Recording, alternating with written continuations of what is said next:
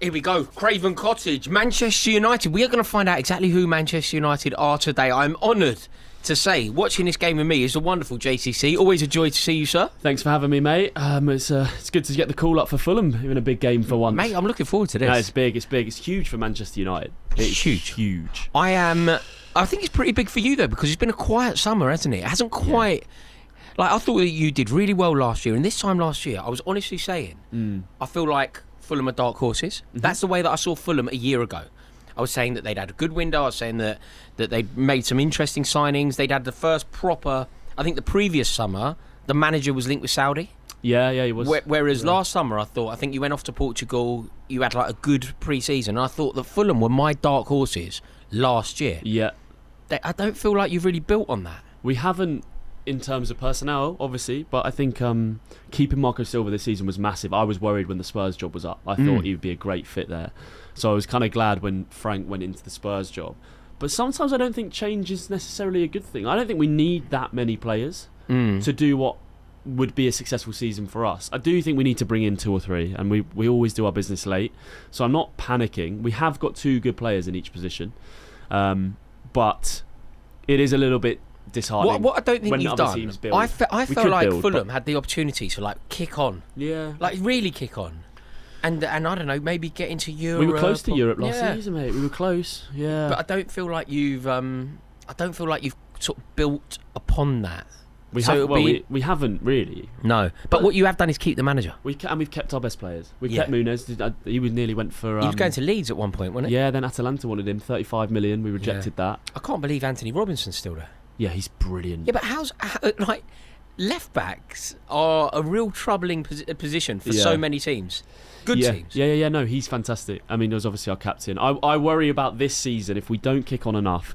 Whether Silva stays, whether Robinson gets poached, Bassi gets poached. Like, there's a lot of players in that squad that I could see get Muniz. I could see him getting picked up, and we're left with a Silva-less Fulham and 3 or 4 of our best players. That's a problem, and that's when you That's when you go from being a 10th, 11th stable Premier League club to relegation threat. Relegation battle. Because Silva is one of the best managers in the league.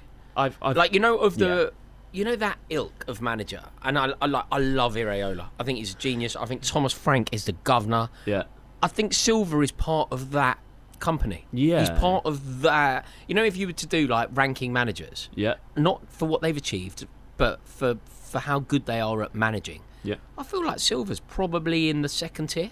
Yeah. He's top level for me. I mean, he's obviously didn't go that well for him at Everton, but the next time a big job becomes... Mate, he's going. That's the thing. Unless we can give him some ambition. And I don't know if you've seen, he's come out twice and said it's not been good enough this summer. We failed. Yeah. How do you feel about the ownership and everything at Fulham? Are you the fans generally quite behind? Yeah, I mean, there's obviously the odd things with ticket prices, as there are every Premier League club. And I think we'd want a little bit more direction in terms of... I think everybody as a fan wants their club to do more, right? But understanding that we've built this new stand and understanding how much money that costs and the revenue that's going to generate, as much as I don't want to talk about that as a football fan, it is relevant. Yeah. And I think that's probably why we've been so slow in the market, because that new stand is unbelievable, but it costs a lot of money. Yeah. So I think we're just trying to make sure we stay afloat. And it's the same owner who owns... Is it the Jacksonville Jaguars? The Khans, So, and they own the Wrestling Federation as well. What, the WWF or whatever it's called? Not the WWE. It's like another WEC or something. The rival. Are they American?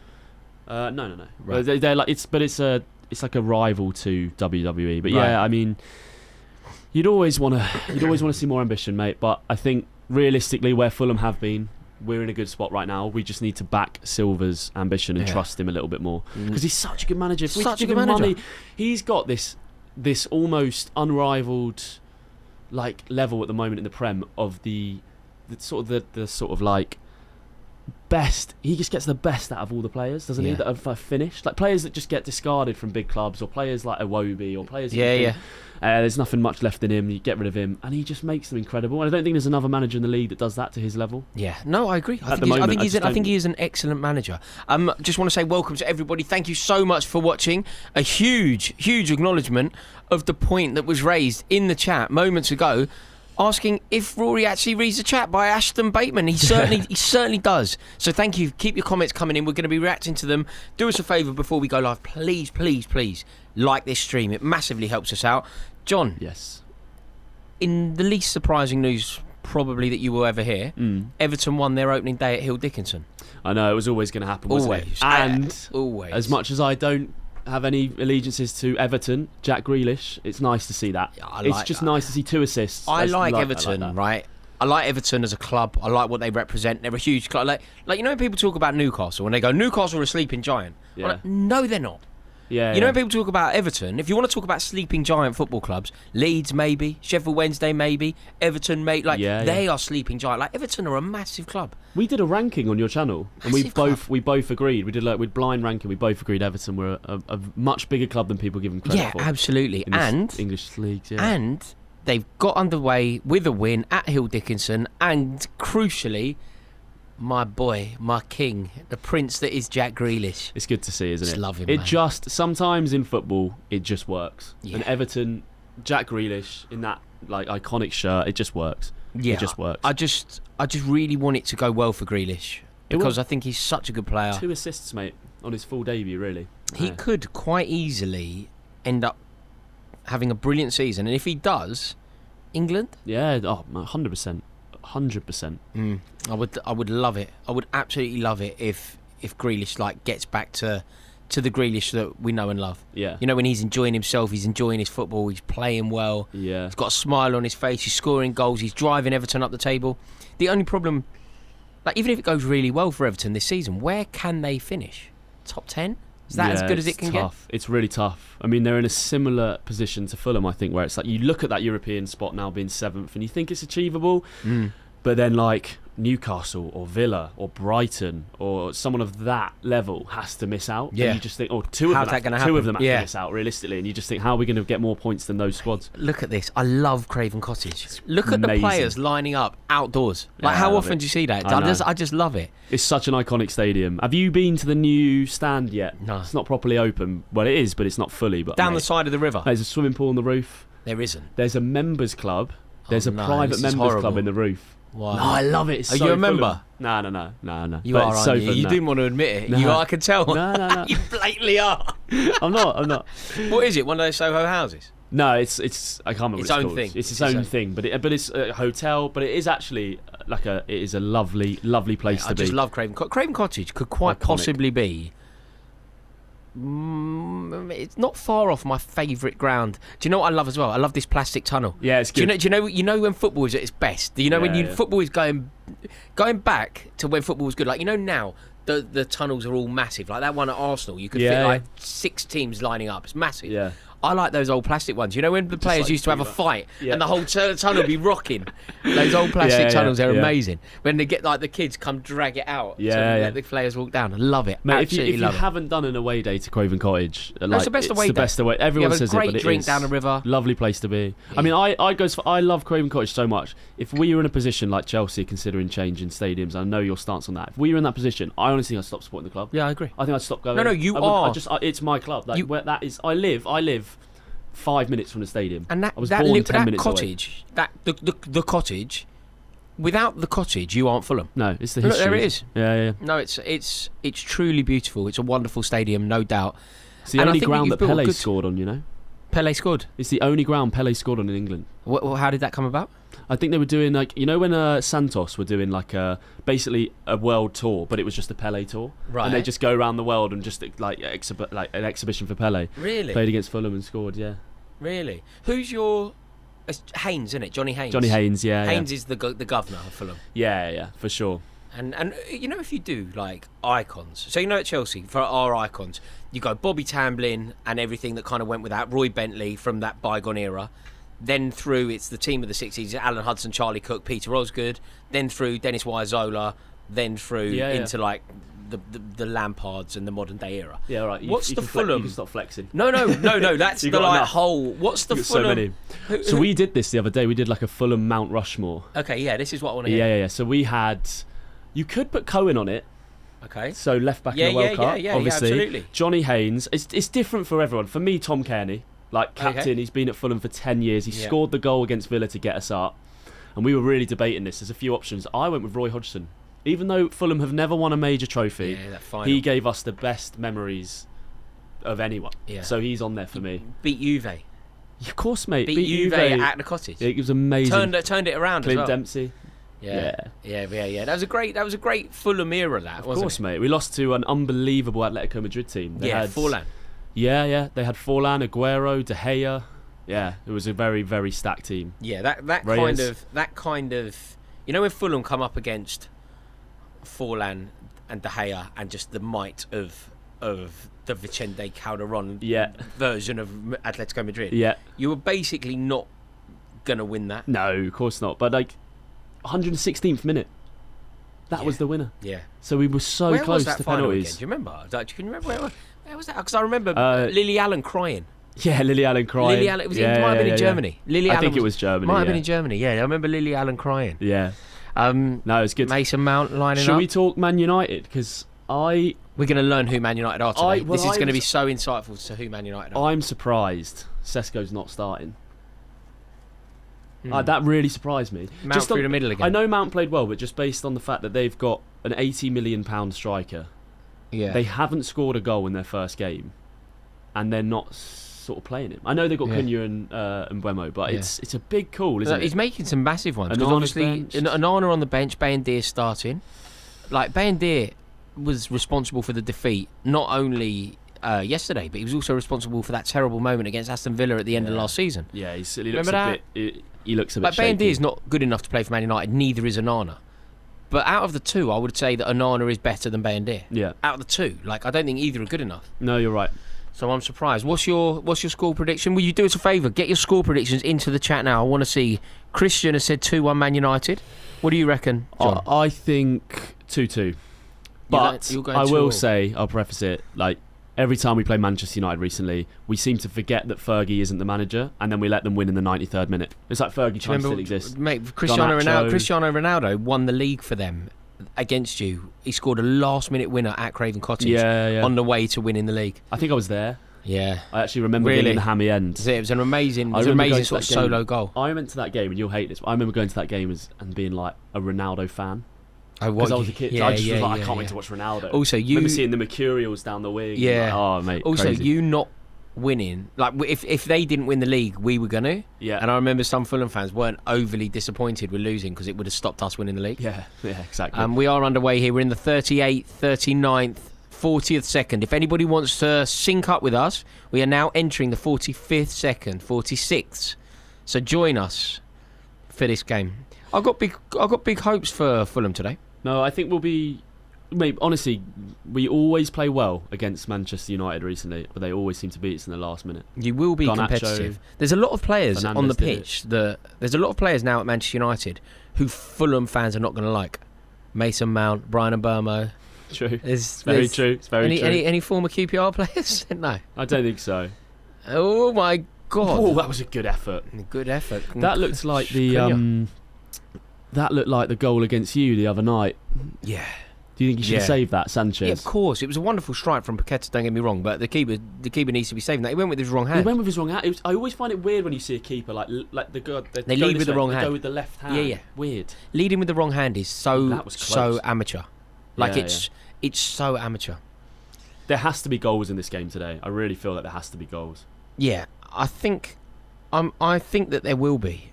I think that there will be, because I think if you're a Fulham, if you're involved at Fulham, if you're Marco Silva here, you're going to be looking at Manchester United as a bit of a scout. Although they've started very well. They've scored. Oh, they haven't. They've hit the post.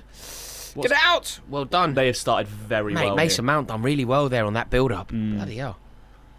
We really are. You said at the start of the stream we're going to learn a lot about United because... They're on it again. They've started like a million miles an hour. They're in again. Keep up. Right, take this thing out of the game, Fulham, for God's sake. Because we've only seen them against Arsenal, and obviously I think Arsenal are you can't judge. For the league. You can't judge it, and they only lost 1-0. So, mate, do you know what? Well, Mount done very well there. The score is we're in the second minute, 2.5 minutes. They've had about 3. The one that they blazed over the bar, the one that hit the post, and the follow up from that. It's like three moments. Yeah, God. we need to settle down here, mate. You need to settle down. Nothing needs. From a Fulham perspective, nothing needs to happen for the next 5 minutes. Yeah, like just relax. Just calm. Relax. Yeah, because United are going to be buoyed by that. Yeah, big start to the game. Big start to the game for Manchester United. Really impressive.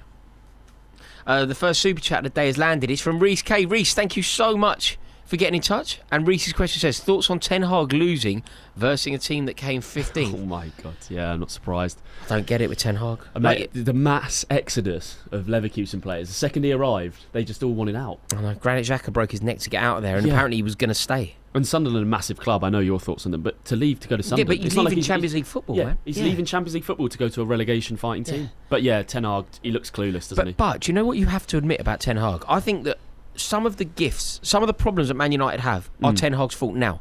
Andre Onana, that was his mate. Yeah. That was his mate. Yeah, Anthony, that was his mate. There's so many signings with his mate that hasn't worked. And Andre Onana is a great example of just where it went so wrong. I always think at top level football clubs, it's such a bad sign. They're in again. Oh, it's such a bad sign when managers come in and they just start signing players from their previous team. Yeah. It's so short-sighted. But do you know what you have to say about Ten Hag? And I appreciate that he's woeful at Manchester United and the signings abysmal. Mate, silverware. Yeah. Like, of course, silverware. It's ridiculous. Quite how terrible Manchester United have been over the past 10 years. They've been to 9 finals. Yeah. You know? The super chat has landed, by the way. It's from Nathaniel Armstrong. Lovely. Thank you, Nathaniel Armstrong. Arnie who? Why has he said that? No idea. No idea. Who? You know you are the Arna Who guy. You are actually the Arna Who. Can I ask the chat, actually, to just give us a verdict on, is the Arna Who shout worse than the Haaland 15-goal shout? What's the worst shout? I think... No, your Arna Who is worse than Haaland 15. I said Haaland scored 15 goals. He scored 40 or something. Yeah. It's awful. He scored 15 by October. Arna Who. There's an implication there that he's going to get sacked or something. Arna Who. You set me up for that as well, because I think you said, but Arnie Slot, mate, and I was like, Arnie who? So it's you done me. It is the worst shout I've ever made. The worst prediction ever is Arna Who. No. Haaland's is equally bad. No. And I tell you why. There was nobody except you in world football that doubted Haaland was going to score goals for Man City. A lot of Liverpool fans, and if there's any Liverpool fans watching, I assume you might be. Right, there's a poll in the chat. We're going to do this professionally. No, but let me argue my point. Nathaniel, as a Liverpool fan, I can tell you're definitely a real, true Liverpool fan. You all thought you'd have a hard season. Like, everyone thought it'd be a tough season for Liverpool. Nobody in world football thought, Haaland at City, that doesn't work. Only you. Yeah, only you. I did. And also, you could argue that I was right. There's no argument. I'm not having that. Mate, Haaland's the problem at City. Only scores 35 goals a season. Haaland's the problem at City. Yeah. Oh, God, he's just so good at scoring. Mate, he wasn't so good at scoring yesterday when he was missing, heading it over from 4 yards out. Yeah, it was about 9 foot in the air. But... He had to score that. He did. For his quality, he did. But I would stand on. I said it's a shocking call. I just thought they'd miss out on top 4. Look, nobody, neither me nor you, are coming out of this looking good. No, it's going to be bad. I need to see the result. But the result is that you lost. I'm convinced. The results are in. Haaland is 70%. Worse. Thank you. This is why you understand football. The Arnie slot was terrible. It was a terrible shout. But nobody thought Liverpool would win the league. It was a rebuild. Klopp had left. Dynasty over. Yours is the most exciting striker in world football is signing for the most exciting team at the time in world football. It's not going to work. That was mental. It wasn't mental. It was unlucky. Well, your people have spoke. Do you know who we actually have to blame for this? Do you know who's actually in the wrong for this? Timo Werner. Timo Werner burned me. Right. Timo Werner had landed at Chelsea off the back of a great record in the Premier League, a great record. Yeah. A great record in the Bundesliga, scoring goals in the Bundesliga. We'd seen him land, didn't work. We'd seen Kai Havertz land, didn't work. We'd seen Jadon Sancho come from the Bundesliga, didn't work. Yeah, you're right. Yeah, and I was using all of those examples to go, I'm not sure that this is definitely going to work. No, you're right. But then I said that didn't work, and obviously it did. And now everybody's telling me that everything's going to work. Apparently Gyökeres is definitely going to work because he scored 1 billion goals in the Portuguese league. Yeah, nobody seems to have any. There's more question marks over Gyökeres than I think Haaland. Because yeah, Bundesliga is a more legitimate league. Yeah, for higher standard. Well, we've done what you said we needed to do in this game. Fulham have slightly calmed it down. Slow it down a bit. Not sure if we look a threat at all. I'm really excited about today is Josh King, 18 years old, playing just behind the striker for us. He seems like the next Fulham wonder kid. We've had the Harvey Elliots, we've had the Carvalhos, we've had the Sessegnons. Yeah. He feels like that next one, and I think a lot of us have, where we've not signed someone, he's probably that void being filled. But you know what he's doing right now? He's keeping Smith Rowe out the team. £40 million Smith Rowe. Yeah, that's crazy. So impressive when that happens. It's not a good look for Smith Rowe, though, is it? No, but maybe this is the manager's responsibility to get them both in the team. Maybe they both need to be. It's hard to do, mate, because you'd have to leave a Wobie off the left wing. It feels ridiculous to have a player of Smith Rowe's quality not starting, doesn't it? He played well. He played well against Brighton last week. When he got minutes, Smith Rowe. I think he will. He'll be all right. Mate, look at this super chat that's just come in, and this is so accurate, right? It's from Howdenby Gaming. In that clip, listen, people don't know this. People focused on my thing. Your Haaland. In my Haaland take, do you know what the other suggestion was? So I said Haaland won't make it. Guess what Thogden said? And nobody picked up on it. Everyone's clicked off by that point. Everyone's clicked off. They've in the same video, Twitter, in the same 5-minute period, Thogden, Chelsea had just signed Koulibaly. Yeah. Oh yeah. And Thogden went, signing of the season is Koulibaly. Signing of the season. That is bad. Yeah, Kalidou Koulibaly at Chelsea will be the signing of the season, and nobody digs Thogden for that. If they'd had anyone else on that show with Thogden, he would have got cooked all season for that. I know. But you took a bullet for him. You took a bullet for him. He owes you. Exactly. He owes you. Fellow Northwest Sixer. That's why. No, I love old Thoggo. Yeah, Thogden's great. I love his viral content. You know the. This is a bad start for Fulham. I like his reels and shorts. Yeah, he's brilliant. He's amazing. Thogden is you just got Thog baited. I love Thog. I love the Thoggo. Amazing dude. There is another super chat that's landed again from Nathaniel Armstrong, who said, we had seen many strikers come from Germany and fail. We'd never seen a ball touch manager come and fail. Nathaniel, absolutely. Have you seen other strikers fail from the Bundesliga? Yes. Have you seen other ball Dutch managers fail? Yes. Who? Ten Hag. Nathaniel. He's got you wound up there. He's Nathaniel. you in. Nathaniel, you are the goat of this right now. Who else? Okay, bald Dutch managers. How much hair did Dick Advocaat have? No, what's his face? Frank de Boer. Frank de Boer. He was the terrible. French version of Frank de Boer. Frank de Boer. Frank de Boer. Frank de Boer, mate. Frank de at Boer Palace. Those 7 games at Palace. Do you remember those Do you first remember 7 games of the season? Mourinho said about him he was the worst manager because he said something about Mourinho when he did some punditry about Mourinho in some sort of game, and Jose Mourinho was like, I don't really want to take criticism from statistically the worst ever Premier League manager. He played 7, lost 7, got 5. Mate, Mourinho was a governor, wasn't he? I miss him. Mourinho in football, Mourinho in the Premier League. Mate, you'll be too old for all this. But Martin Jol. He was good. He's one that failure. No, he didn't win anything. Didn't win anything, but not failure. Not on the same level as. No, that's true. That's true. What were you about to say? What were you about to tell me something about? You're too old for these TikToks and reels, but I get them all the time of just prime Jose Mourinho. And as a Fulham fan, I shouldn't love it, but I love it. Just when just all of it, mate. All of him. Football is better. You know. Sometimes I say things and people get annoyed at me. Yeah. I say, you want Brighton and Brentford out of the Premier League, and you want Leeds in it because football is a better place for Leeds in the Premier League. I extend the same courtesy to Jose Mourinho.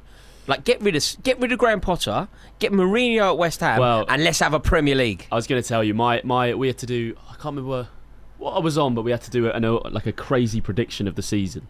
Not necessarily something you 100% think is going to happen. Right.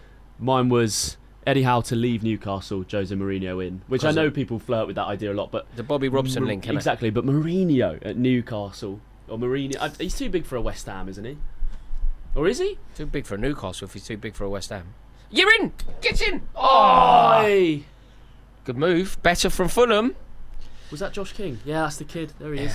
We're 12 and a half minutes into the game here. Good save there from Bay and Deer. Fulham started to ask a few questions. Better. And you've kept Manchester United quiet a touch. We've grown into it a little bit. So I think if we can get to half time, is that a good ball? Yeah, it's not. Not a good ball. If we can get to half time and United haven't scored, I think it starts to get for them a little bit of a pressure. You spent 200 million on an attack and you haven't scored a goal in a game and a half. You know what I mean? Then I think for Fulham that would be a great position to get to, where they suddenly have to put Sesko on, they have to go for it. Yeah. They can't come out of this game not scoring. Yeah, which it's a means shame at some there. point they've got to go for it if they're not going to. But I mean, I say this, they started like. No, they need to win this game. They started really. Yeah, they do. They need to win this game. You're happy enough with the draw. How did you get on last week? Draw, last minute. Draw, yeah, Really nice. that's right, yeah. Yeah, another super chat's landed from Harry Sinclair, who says, where do you think Manchester United will finish? Personally, I think we will finish between 8th and 6th. Oh, they're in. What a save. Oh, my God. How has Cunha not scored there? What a save there from Leno. I know. End to end. Was that a ball from Bayendir? Straight down the middle, straight through the heart of the Fulham defence. Look at Bayendir. Where's Cunha there? Oh, my God. Snuck off of Anderson. Oh, my What God, a touch. That's a great save, It's a Leno. fantastic pass from Bayendir. What vision. Like Edison-like. That is Maybe an that's amazing maybe save. That's why he's in the team. That's why Onana's dropped. Isn't that what Onana's meant to be good at, though? Yeah, but I mean, that was unbelievable. What touch as well from Cunha to bring it down. Well there. Great save from Leno. Right, come on, Cunha. Come on, Cunha. Come on, Leno. That's offside. Yes, it is. We look a bit sleepy there. I feel like if you can play a ball from your keeper to your striker to wake up a little it bit. was an amazing save from Leno. Let's see it properly. Did he save it? Straight through the heart of your team, man. That's down your throat. Did it hit his head or shoulder? Oh no, he Nice, got a glove on it. proper save. Strong hand that. Who gets bullied there? Anderson's got to be better there, isn't he? It's too easy. Cunha's done everything right. Cunha's done everything right. It's just an amazing save. That's maybe save of the season so far. See, you know that kind of football, straight from the keeper, straight to the forward, and get a shot on goal. Nothing That's wrong with frowned upon these days, isn't it? It's great though. I love it. Yeah, very direct. absolutely love it. So going back to Where Harry do we Sinclair's think- super chat, where do you say Manchester United finish this year? I think United should. A good season for United is 6th to 8th, but 8th I think. Mate, do you know what? It's a really hard question to answer now. Do you know when we can answer it? In an hour and a half's time. Yeah, we need to see what happens. Exactly who, like, losing to Arsenal, we haven't learned anything about Man United. Yeah. We haven't learned anything. Dropping points to Arsenal at home in a 1-0 tight game doesn't really tell us anything. No. How they get on away at Fulham, how do they bounce back from losing at Arsenal? I think that if it goes well for Manchester United, they'll finish 5th, 6th, 7th. Yeah. If it goes badly, they could finish bottom half, and that would be a disaster. It's really interesting. This both teams really having a go. Yeah, it's a corners good, at each end, like it's like a basketball game. Yeah, it's a good game, really good game. Manchester United will be happy with the way it started, but they'll be furious that they haven't scored. They hit a post, that thing straight down the middle. They needed to score. They could be 2-0 up. They should certainly be 1-0. Hit the post and a Oi, oi, oi! Good hit. Iwobi. See, it was a good hit, but it's such a savable. Like, Think he should have done better with it. yeah, I don't think it was slow. I don't know. Like, he gets down slow, Bayendir here. You might have had it. He's blocked out probably. Yeah, it's right at him, isn't it? Right he should at him. save it. I mean, he has saved it. Makes you think that if it hadn't been straight at him, I think he might struggle. Yeah, does well enough. He conceded from a corner last week. Let's see if he's upped his game. Fulham should be looking to exploit Manchester United at set pieces. Oh, Bassey. He wants another corner. I think he knows he should have done a little bit better with it. Bayendir gets under these corners. We've got to just put the ball on him. Yeah. That's what we've done. Oh, he needs to score. We've got Sanderberg, 6'5", stood on him. Yeah. Yeah, Bayendir's Look all over. at that. Bayendir's all over the place. Yeah. That's the vulnerability in this Manchester United team, isn't it? Stick someone big on him and just ping balls on him. And hope for the best after that. We have quite a physical team, Fulham, now. I think we can bully him in that set pieces. Mate, 20 minutes, considering how well Manchester chaos. United started, considering like the pressure they put you under, I'm talking like literally the first 3 minutes of the game. The fact that it's still 0-0 is good from you. Well, and you've had some good chances yourself. Good save from Bayendir. That's why I said to you at the start of the game, I'm convinced it will be like a 2-2. There's going to be goals. It does feel like that, yeah. Could already be 2-1. Yeah, it does feel like that. We keep getting close-ups of Harry Maguire and Onana on the bench. Well, Onana watching Bayendir and that. Onana watching Bayendir struggle at times and then pull off some decent saves at times. It's terrible, isn't it, that they've got two goalkeepers that both are basically not good enough. Do you think they just need to go and get... I know, Donnarumma. Yeah. Just go get him. But I would say that to Most five teams. managers. Yeah. I think 5... Chelsea? 100%. He's a Chelsea goalie, isn't he? He feels like a Chelsea goalie. Abramovich would have bought Donnarumma. Yeah. Abramovich would have bought him straight away. In this exact situation, Abramovich would have just gone and bought him. Feels like we wouldn't have mucked about. We wouldn't have mucked about with Mike Mannion. We wouldn't have mucked about even starting with Robert Sanchez. It would have just simply been, go and get Donnarumma now. Yeah. I agree. But I think Manchester United, when they were great, would have done exactly the same thing. I basically think that every... Go on. I think Man City need him. No, he can't play out. He can't use his feet. Mate, what about a geezer yesterday with his feet? Yeah, but you don't want two keepers that can't use their feet. Mate, it doesn't matter how good you are with your feet when you can't catch. Yeah. I back Trafford, mate. I think he's a good keeper. Oh, come on. He's young, though. You've got to give him a chance. Yeah, he's young, but he's not... Can he become a good keeper? No doubt. Can he become a Man City keeper? Probably. Is he ready to be the Man City #1 today? Absolutely not. But does it work in terms of... I suppose clubs like Man City don't nurture. They just... You're in and you go. I guess that's what you're... There's no... But I think he's got... You know the growth period. You don't get... Corner. Another Come corner. on. Come on, Fulham. You do not get a growth period at Man City. No, Every game is a must-win game. Yeah. You can't cut your teeth at Man City. And he was all over the place yesterday. Like, the reason Tottenham won the game was... Basically, if he didn't make those mistakes, I don't think Tottenham win the game. Yeah. Tottenham were brilliant, though. I think Thomas Frank is a man. I really like Thomas Frank. He's the man. Right. He's a governor. Get this ball on the keeper. It's good delivery so far. Yeah. Every single one has been good delivery. Oh, that's not great, is it? You've just jinxed it. I don't like an out-swinging corner. No, I don't either. If you've got a Although dodgy sometimes, keeper, when it's out-swinging, you lure the keeper in. The keeper comes and they think they're going to get it, and then it sways away from them. Yeah, and they get like a weak hand. Yeah, on like last week with Bayendir. Good touch. Oh, unlucky. So we're playing a right back in right mid at the moment. We've gone quite. defensive. Clever ball there, Mount. Oh, his ref pulled it back. Man United, unlucky that the ref pulled that back. Bruno Fernandes should have popped up. If he pops up quicker. It's an entertaining game. Mason Mount plays a lovely toe punt pass there. Uh-oh. Yeah, fine. Leno, good keeper, isn't he? Oh, mate, brilliant. Yeah, really, really good. Outside of the top six. Probably the best keeper outside. Probably the best. Yeah, I can't think of anyone else. Yeah, better than our keeper.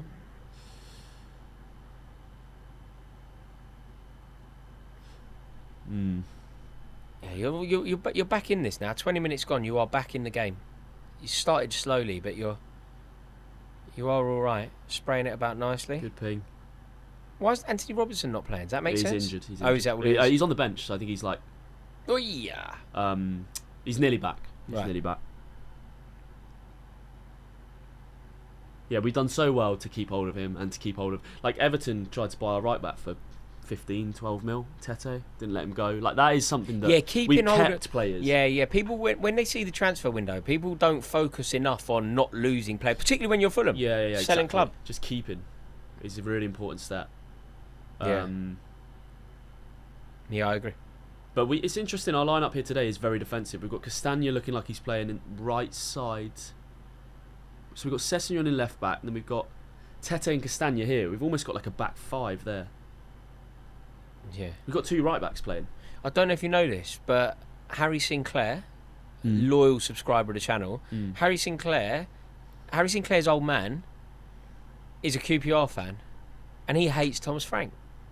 If you were wondering what Harry Sinclair's old man thinks of Thomas Frank, now you know.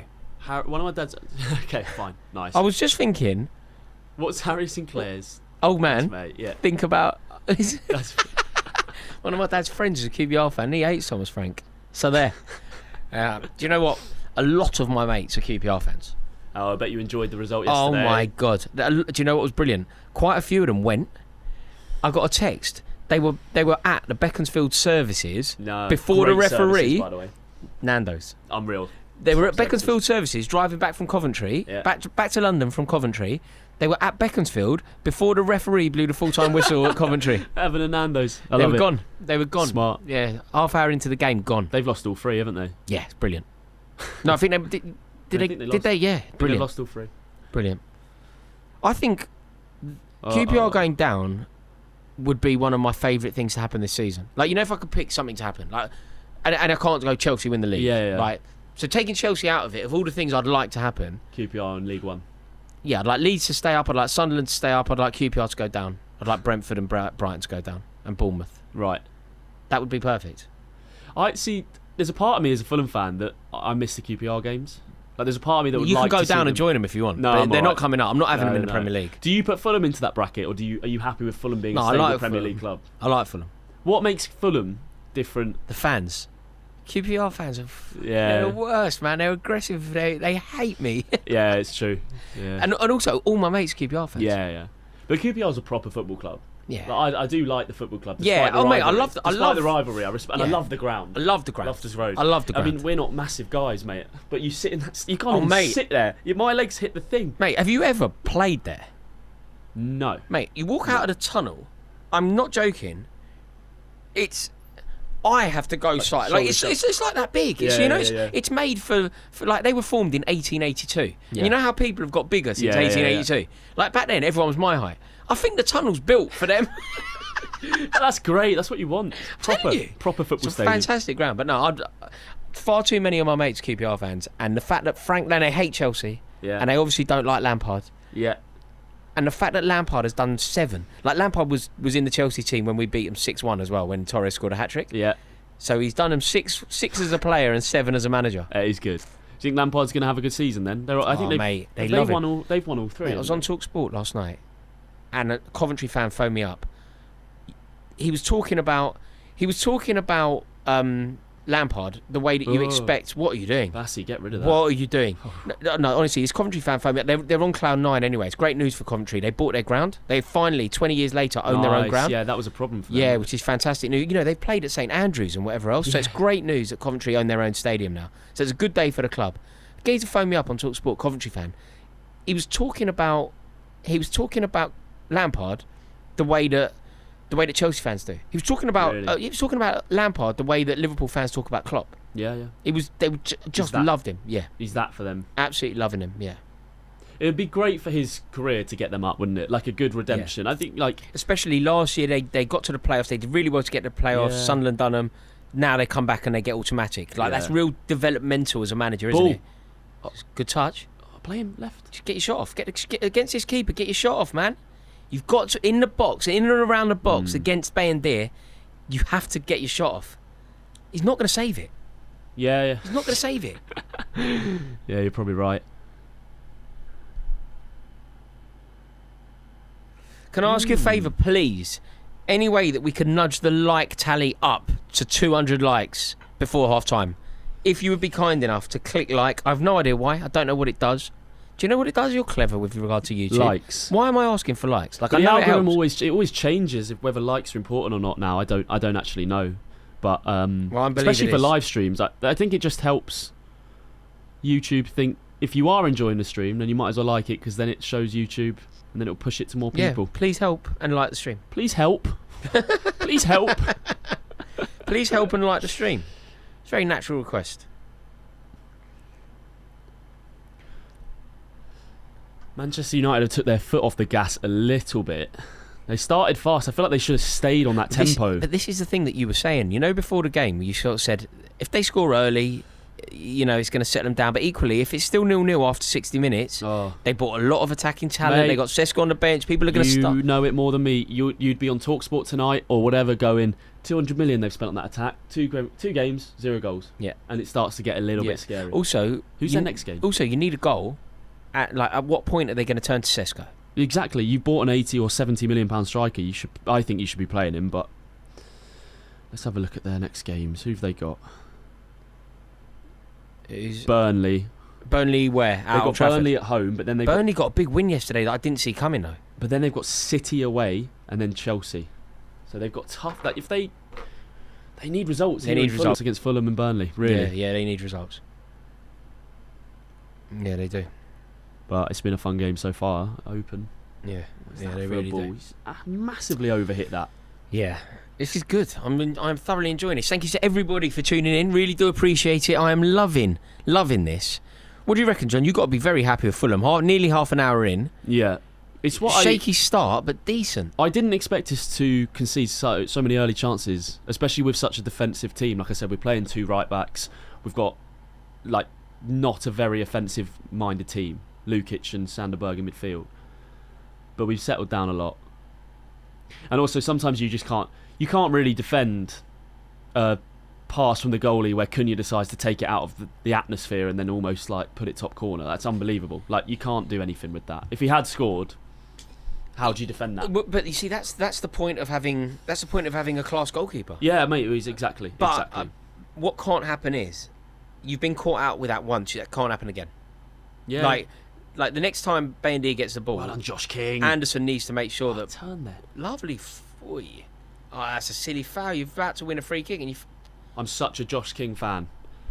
This kid's going to go right to the very top. I'm telling you now. Yeah, no, he's brilliant. He's brilliant. He got man of the match against Brighton, Premier League debut. So okay. I'm very. I if I was a betting man, I'd Josh King to score today. Well, I hope you're right. I do. Do you want to see United lose this? Yeah. Yeah, of course you do. Yeah. Of course I do. No, I don't want anyone good. Anyone who could, like, if United win here, they've only got 38 games to worry about this season. They've got no distraction in European football. I don't need them to find rhythm. And then they end up nicking a Champions League spot off us or something. Do you think that's possible? Well, say it goes their way. Say momentum is so big in football. Yeah. Like say Sekou comes on here and scores a winner. Which he probably will. He suddenly thinks that, goes against Burnley next week, scores a brace. Exactly. Yeah. Breeds confidence. Breeds confidence. And then, obviously, they have nothing to worry about apart from the 38 games, which is a disaster for a great club like Manchester United. But on some level, and I'm kind of redefining the word, it's a gift. On some level... Do you think... Because I'm never sure if it is. For a massive club, I feel like the more football you can play, the better. I agree with you on this. Do you know, I have massive arguments a lot of the time. Uh-oh. Yes. Me and Adam McCullough often have an argument about certain competitions. Like, he would rather not be in the Europa League than be in it. Yeah, I've always say, no, you could win it. Like, you could win it and it would be better to win it. What I'm saying is, you always want to be in them. Yeah.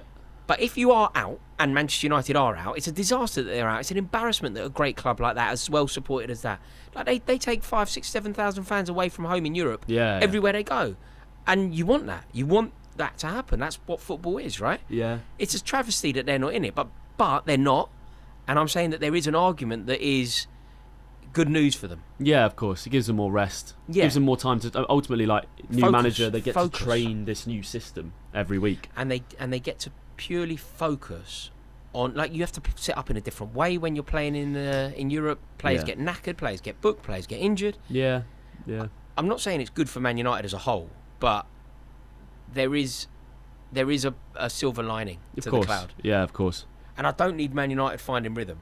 Suddenly they're fourth in the league. They get a big win this week. They get a big win against Burnley. The tide is high. That's not good for anyone. If I was to say to you now, you think Ruben Amorim's the manager of Manchester United by Christmas, what do you say?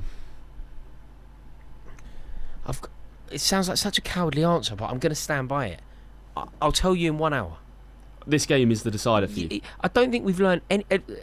I feel like he was the most under-pressure manager in the league coming into this season. Since he went into Manchester United, taking over from Ten Hag, they got worse. Oh, massively worse. They got worse. But it was all about the system. We were told that it's going to take time for him to set up his way. Players need to learn intuitively how to play his approach. And it sometimes has to get worse before it gets better. So it hit rock bottom last year. We then learn who Manchester United are this year. Their first game wasn't an eye-opener because their first game, they played fairly well, and Burma was excellent last week. Cunha did very well. Mount through the middle looked reborn. But they did get beat, and it's against Arsenal, so you don't learn anything. Today is a day that we learn who Man United are. Fernandes in the box. Oof, good ball. Yeah, that narrative did slightly wind me up this week of like Manchester United are back, and I'm not saying it was all Manchester United fans. Actually, I think it was a lot of just Premier League fans and football fans saying like, "Oh, they played so well. They were so resilient. They had this many shots. They did really well." You lost. They got beat at home by a major rival. By a major rival. No, you lost. I mean, I know that the performance was better, but like, you'd lost. Also, like, being valiant losers is not Man United. No, Manchester United fans that I know, certainly my generation of Man United fans, they take no comfort in being a moral victory. No, as they should. Oh, what a ball! Bruno's got so much quality, isn't he? Mate, what a pass off the volley that is there. I think Bruno Fernandes is such a good footballer. Mate, just the quality there of that ball in. Twice he did little touches. In that, yeah. I just think that Bruno Fernandes, do you know when there was talk of him potentially going off to Saudi Arabia? And some Manchester United fans were saying, like, I had a big argument with a young fellow at TalkSport, guy I like a lot, but I had a big argument because he was like, we need rid of Bruno Fernandes. Mental. I basically went, are you stupid? Yeah, He's your mental. best player by a country mile. Yeah, mental. He's literally the difference between you staying in the Premier League and Yeah, going down yeah. last year. 100%. Also, I don't understand Manchester. Didn't Ratcliffe did that? Sir Jim Ratcliffe did that interview saying they were going to be out of money. Yeah. And then they've gone and spent 200 million on a front line. I don't really understand. Do you know what I think? Because that was the argument to support your mate. He was saying that because they were saying they need the money, they need Bruno money.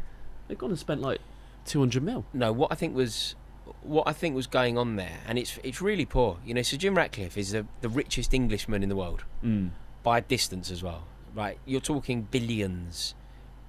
You know, south of France, all that exile and whatever. Yeah. You know, tax exile. And what he was trying to do at that point was to con the British taxpayer to buy Manchester United a stadium. Yeah, you're probably right. That's what he was trying to do. Yeah, you are probably right. Like he was saying, you know, the North needs a stadium. And I totally agree with that, by the way. I think that England games shouldn't be played at Wembley only. I think that the northern fans who follow England are brilliant. I think that the north of England deserves FA Cup finals. Why not? But if you agree with that, Sir Jim, build it, you billionaire. Yeah. If you think that, build it. Don't ask if us I was to a billionaire... Hang on. What? What's I did happening just here? see that, Ruckus. So we're all like wrestling each other. Look. No. It Is it can't... Bassey on... Bassey's just Oh my thrown Mount. God. It's going to be a penalty, Is isn't it? that a penalty? That's not a penalty, is it? I mean, it does look a little bit WWF. Can we see a replay of this? If you're properly? Bassey's manager there, you simply have to say... I mean, is he just thrown his... Is the only incident Mount's here the Bassey bought incident? it. There's another All incident. the players are watching it. All the players are watching it. This is Look at this. so Look at the soft. second incident. That's Is Luke it? Shaw running into Muniz. Luke Shaw and Muniz. But Luke Shaw and Muniz. Oh, it's a load of nothing. There's no way this is a penalty. Do you not think the referee seems to be really studying it, which makes me think that he's going to give it? United, so he'll give it. It really makes me think that the referee. If this was the other way around, he's never given it. Never given it. But what about the second one? What about Luke Shaw? If Delict chucks Josh King on the floor, this is not even discussed. Make the right call. What's he doing? We He's don't even talking to know. the stadium, He's so doing a given penalty. it. Oh no, wait. What's he I think doing? that means he's given it. What? Because he's gone talking. VAR. Oh, bloody hell. Trouble is, there's a lot going on in that same incident. I don't think you can kind of drill down into the one moment that would given the penalty. He's given a penalty. Okay, we have a penalty. That's foolish from Bassey, isn't it?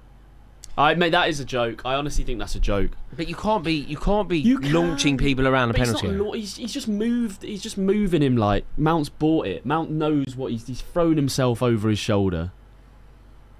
It's a joke. If that's in the other box, there's not a chance that Delict throws Josh King and we get a penalty for this. Let's have a look from this angle. It's much better. So Mount runs in. Oh no! That's a better angle. That's the angle that we should have seen first. You think that's a penalty? No, it's not a penalty. Not but the at angle. all. But the angle that we were He's looking. just moved him off him. But the angle that the angle that we looked at when the VAR was assessing if it's a penalty or not wasn't that angle. We've looked at the wrong angle for the VAR. That's ridiculous. Bruno Fernandes steps up. Big moment here. Manchester United scored their first goal of the season. Yeah. I can't believe Gifted. that we honestly... Can the chat have their... Let me know in the chat what you think, because that, for me, unless I'm going mental, that is just... Especially from that other angle. United are embarrassing. Shaw manhandling. Yeah, Shaw's manhandling. You said Shaw's manhandling completely missed. There's another major issue going on in the same moment. There's another major issue going on in exactly the same moment. Like, it's not... Whatever's going on between Mount and Bassey, the exact same is going on. The exact same is going on between Shaw... If you've ever played a game of football in your life and you have been a defender, you know someone comes there, all you're doing is shrugging it. Mount's done what any player would do and he's tried to buy it, and the refs have bought it. Ruben Amorim can't watch. Idiots. Bruno Fernandes steps up here. I mean, there's never... Up against Leno. He's a brilliant player, Fernandes, and he's cool as you like. Very rare. Go on, Leno, save it. Waits for the keeper to... Oh my God, he brings it over Bruno! Everything I just said, I was like, the man is ice. What am I on about? I don't know what I'm talking about. The man is ice. You deserve that. Oh, he's got himself a mullet. You deserve that. Just checking. Get your eyes off my Barnet. You got the Bruno Fernandes trim. Oh, he's blazed it over the bar. Get in. There's basically nobody better in that situation than Bruno shocking. Fernandes. I was like, he's obviously going to score.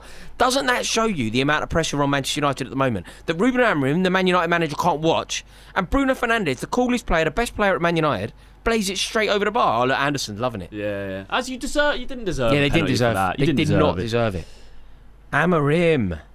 Still no goals for Man United this season. That £200 million attack. I'm telling you, Roy, if we get to half time, that moment should inspire you. Your fans should get really up for definitely. this now. Definitely. Oh, Bruno. That is That's a good lovely pass. pass from Bruno Fernandes there. Lovely, lovely pass from Bruno Fernandes.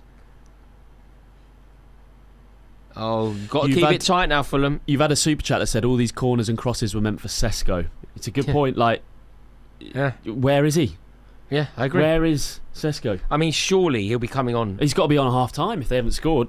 But then I don't know who you take off because I think Mount's had a really good game. You throw him in the deep end as well. You throw him in the deep end. Yeah, Warwick Wilmot, thank you very much for your super chat there. All these crosses were meant for Sesko. Yeah, there's no point in playing this system and not having Sesko on the pitch, is there? That's not a foul either. That on Casemiro there, Iwobi, that's not a foul. Iwobi's just touched his shoulder. Nowhere near a foul. Ludicrous. Oh, he got booked for diving. Oh, good. Good. Yeah. Love these refs. They do a good job. That was a soft penalty. I think that they didn't deserve to go 1-0 up from that. So I think, as you were. No, it is the right decision. That should inspire us, though. You're right. I'd love to get a goal before half time now. Come on, Cess. Come on. Beat him. Never quite hit the heights, Sessegnon, has he? What's a great pass. As you said that. Go on. Oh, he nearly got foot Bayendir. Oh my God, there was a moment there where you're like, he's actually going to push that into his own net. I think Iwobi's gone crashing into the hoardings there. Great pass from Sessegnon.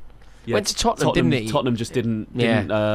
You've got to get that move right, haven't you? Oh my God, he can't catch, can he, Bayendir? No. He can't use his hands. But look at this. Is that a foul? No, it can't be a foul. Nah, he's just blocking it. Yeah. That would hurt though. I often think that at these stadiums, they're so close to the hoarding. It's so close. There's little advertisement boards. Oh, I've seen so many players fly over them. Yeah. But yeah, mate, a goal now. We've got a corner. Get an in-swinging cross on this keeper. I can't believe that penalty from Bruno Fernandes. You know what I noticed? I don't know if he's always done this. He's changed his run-up. He's done what... Kind of around centre. He's had a pop with a ref. He's done his walk back. Oh my God! Look, the referee is going to get. The referee is going to look because he's got his whole routine. Put the ball down, walk step. He walked backwards. Did you see him? The referee kind of stifled his run up. Oh look! This is why Bruno gets stick though. The referee's bumped into you, mate. Yeah, you've got to still focus and do your job. Get on with the job. What are you talking about? Also, who do you think you are? You're not like this precious commodity. You're not Sultan of Brunei. You can't be touched. Exactly. No! We've got to score one of these corners. Rodrigo. Muniz. He's a player, by the way. Muniz. You didn't want him to go then when he was linked with Leeds. Were you worried about that? No. When he first signed for us, he was a little bit raw. Oh, he's got a score. Free he's header. Unmarked. Oh my God, it's a completely free header. He didn't think it was going to come to him, did he? That is why, as a forward, you have to gamble. 9 times out of 10, you look an idiot, but you have to 100%. Gamble. I know he should have scored. We've said it. Could have used his foot. Yeah, he just didn't anticipate it, did he? Literally just did not anticipate it. For those of you watching, or if you're not, Bayendir literally he cannot catch. Every cross he's just come for, he's flapping a hand at it, not getting anywhere near. There is a ceiling for what Manchester United are capable of, isn't there, with him in goal? What's he just punt it? That's total panic, isn't it? Yeah, that's what I do in goal. Yeah. That's when you know things aren't going your way and you just think, get it out. Lovely Mount. Lovely dummy from Mount. This is the thing as well. Mount's playing so well. You're going to take Mount off for Sesko? I don't think you can. You could drop him a bit deeper. Look, maybe. He's doing everything. Yeah. He's not playing as a centre forward though. Look how deep he is. There is no obvious centre forward. As a fan of football, it's nice to see Mount playing well. Like, is it? Yeah. Is it? Yes, it is. Do you know you feel differently. When you've loved, what a tackle there, Bruno Fernandes. Josh King. When you've loved someone so much, they break. I think it hurts me so much because I loved him so much. I think Chelsea did him in. I feel sorry for him in the situation. I loved him so much. Yeah, but it's your club, mate. You messed him around. It's possibly true, but all of that after the sale. You know, when he if you think about how Conor Gallagher left and where Conor Gallagher went, and you compare it to where Mount went and the way that Mount... Mount went into the dressing room with his dad, Tony, sat there and went, first day, by the way, been at Chelsea since he was 8, first day at Man United, we're home, Mace. I was like, you fat bastard. That is a bit cringe. Yeah. Yeah, horrible. But no, I loved Mount so much. I really did. I loved Mount so much. I really did. No, I really did. No, he broke my heart. Oh no, I can when imagine. he left, I just couldn't believe it. I just couldn't believe the conduct off the back of leaving as well. This has to be a goal. This might be the last attack we get. This has Put to a ball on him, right on him. Bassey, Sanderberg, Anderson, just run at him. Yeah. He's going to panic. In-swinger, Sessegnon left foot, in-swinging ball, right into the keeper's hands. See what happens. Yeah, this could be big. We've got You've got the big players, boys up mate. there as well, yeah. We're a big team. You're talking Bassey 6'3", Anderson 6'2", Sanderberg Yeah. 6'5". Get a ball in there. No, if the quality is good here, it just do you know what? It just has to result something on target. Geezer can't save anything. Just get it on target. Oh my God, that can't be the play. Did they try that on purpose? Bicycle kick. Oh, Just no, put the ball no. on the keeper. It's better. It's Flicks, better. flicks. It's much better. Yeah, the lit wins a lot, doesn't it? That's handball. Was that Mbeumo? it's It was right. offside. Just Yeah. It's like, wait, you can't do that. Yeah, I don't think those are the rules. That is a mental set piece. When the keeper's if you're the keeper there, you're Bendir, you go, oh, relief. Thank God they've done that. Yeah. Thank God they've crossed it to the almost back post for a bicycle kick. Yeah. Just put the ball on him. Hey, look what's advertised here. Tomorrow's game. Massive, innit? Oh, mate, That's going to be fun. I'm heartbroken. I can't be live for it. Newcastle, I'm Liverpool. heartbroken. Like, genuinely heartbroken. That is going to be Go on. the game. Go on, boys. Chance here. Do you think Isak goes to the game? Do you think Isak's there? No. Keeping his head down. No, he's nowhere near. Do you know what you should do? clip. Do you know what you should do? You should go in the Liverpool away end. Don't you think? Yeah. He should be in the Liverpool away end. I saw a clip of that. That's ridiculous defending. He's tried to put it out for a corner and he hasn't, What's and there was no Stormy need just for him done? to even put it out for a corner. Nice. Go on. Shoot. Mate, just draw the tackle in the box. Loop it. Bit flappy. It's all right. They got it Man again. United look under pressure Mate, here. you are playing Let's well. get a goal. Go on, let's get a goal. Mate, you're good. We are a good team. Another corner. Right, ball. The delivery. No this, bicycle kicks. this just has to result. If the keeper saves it, fine. But it just has to result in an keeper attempt has on to goal. get his hand on It it. has to be an attempt on goal. Going back to the Isak thing, I saw someone had filmed through a training ground. I don't know if it was Newcastle. Did you see this picture? And it was really fuzzy. And Isak's grown his hair right out, and people said he's too scared to get a trim in Newcastle. Oh, well, yeah. Yeah, he's got long hair Has he? now. Yeah. It's Mate, not leaving the house. I honestly think Isak should go in the away end at St James's Park, up in the gods, and be singing up there. Alive a bird upon my chest. Imagine that. I don't think he'd get out alive. We've done it. We've done what we said we needed to do. Got to end up in the back of the net now. Oh. It's all right. Build again. Manchester United looks so vulnerable from set pieces. Have we got a long throw? Yeah. Just Can launch we just it. launch it on Just him? launch it. You've got a couple of seconds. Just launch it. Yeah, minute and a half left. When you think about that Arsenal game and how good they are from set pieces, it's a miracle. Yeah, Man only United finished lost one. Yeah. Gabriel could have got a hat trick. Yeah, only finished one. I know. The thing is, Man United haven't played Fulham played well. Man United have played well here, but it's all about the result, isn't it? It's all about what you do from this point on. Yeah, that's it. Right idea. The Lit wins everything. He literally wins everything. He's a good player, isn't he? Good player.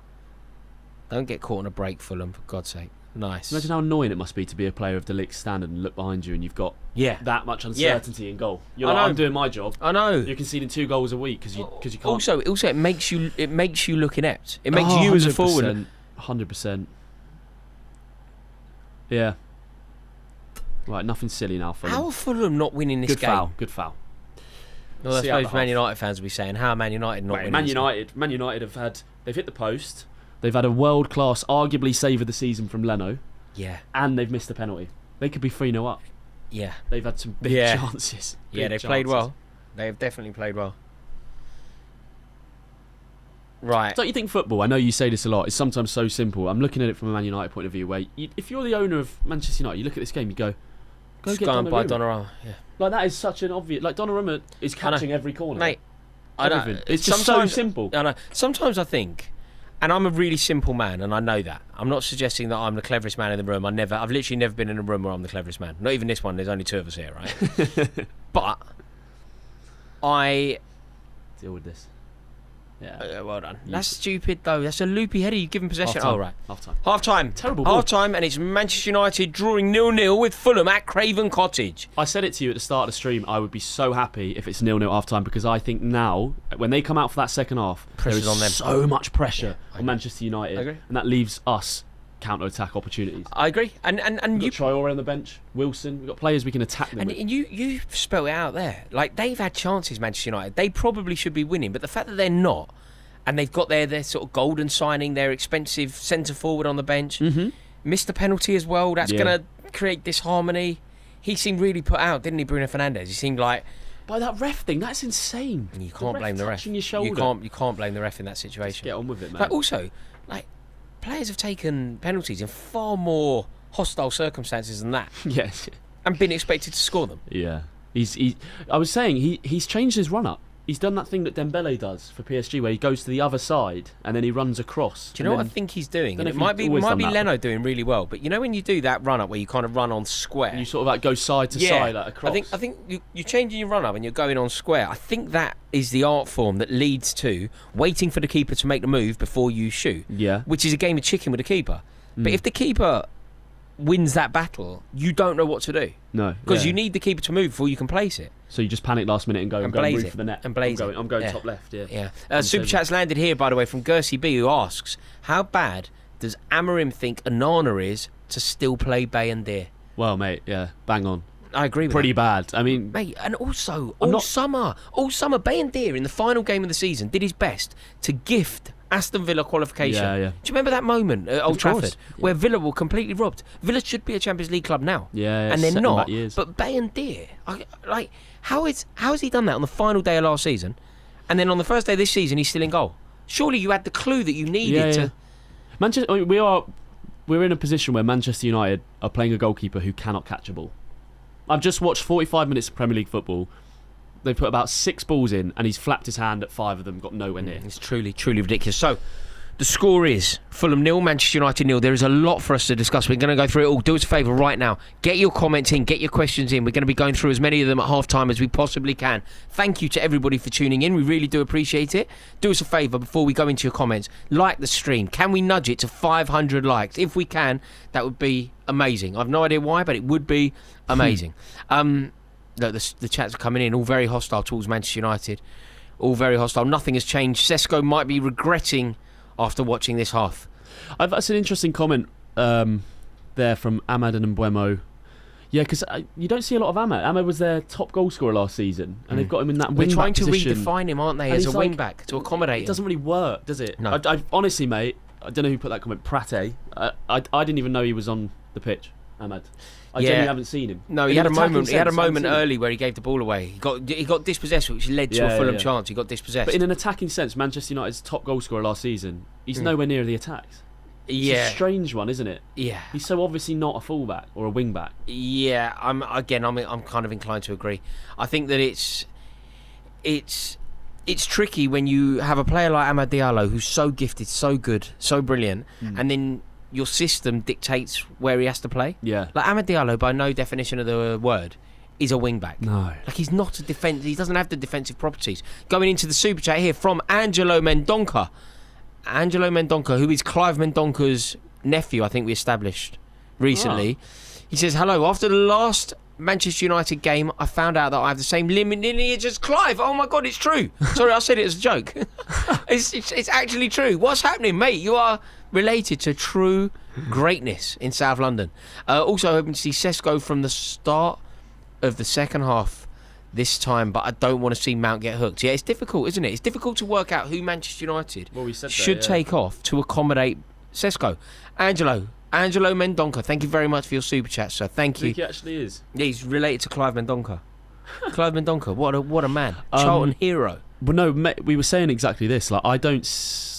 You need to. This is where Manchester United are in a really tricky position, or Amorim is now, because it's like you need to get your £70 million striker on the pitch because you haven't scored a goal. So who are you taking off? Cunha and Mbuemo? That's a problem, like for their confidence. And the obvious would be Mount, but I think Mount's been their best player. Is it not? Mount drops deeper. Like Mount's So you have a plus midfield and negative is that he is So a who do little you bit of a take jack off? of all trades, isn't he? Like, what is Mason Mount's best position? Like, at Chelsea, he's playing on a wing at times. It's you know? Amarin's job to find that. That's his job as a Yeah. football manager. Who do you take off? Casemiro, and then have a two of Fernandes and Mount. They're gonna get caught out. We'll run straight through that. Yeah. So now you're in a position where it's like, how do you get Sesko on the pitch without either taking off one of your other big superstars you've just signed? Well, maybe you just have to take off Mount, and Sesko has to be better than Mount.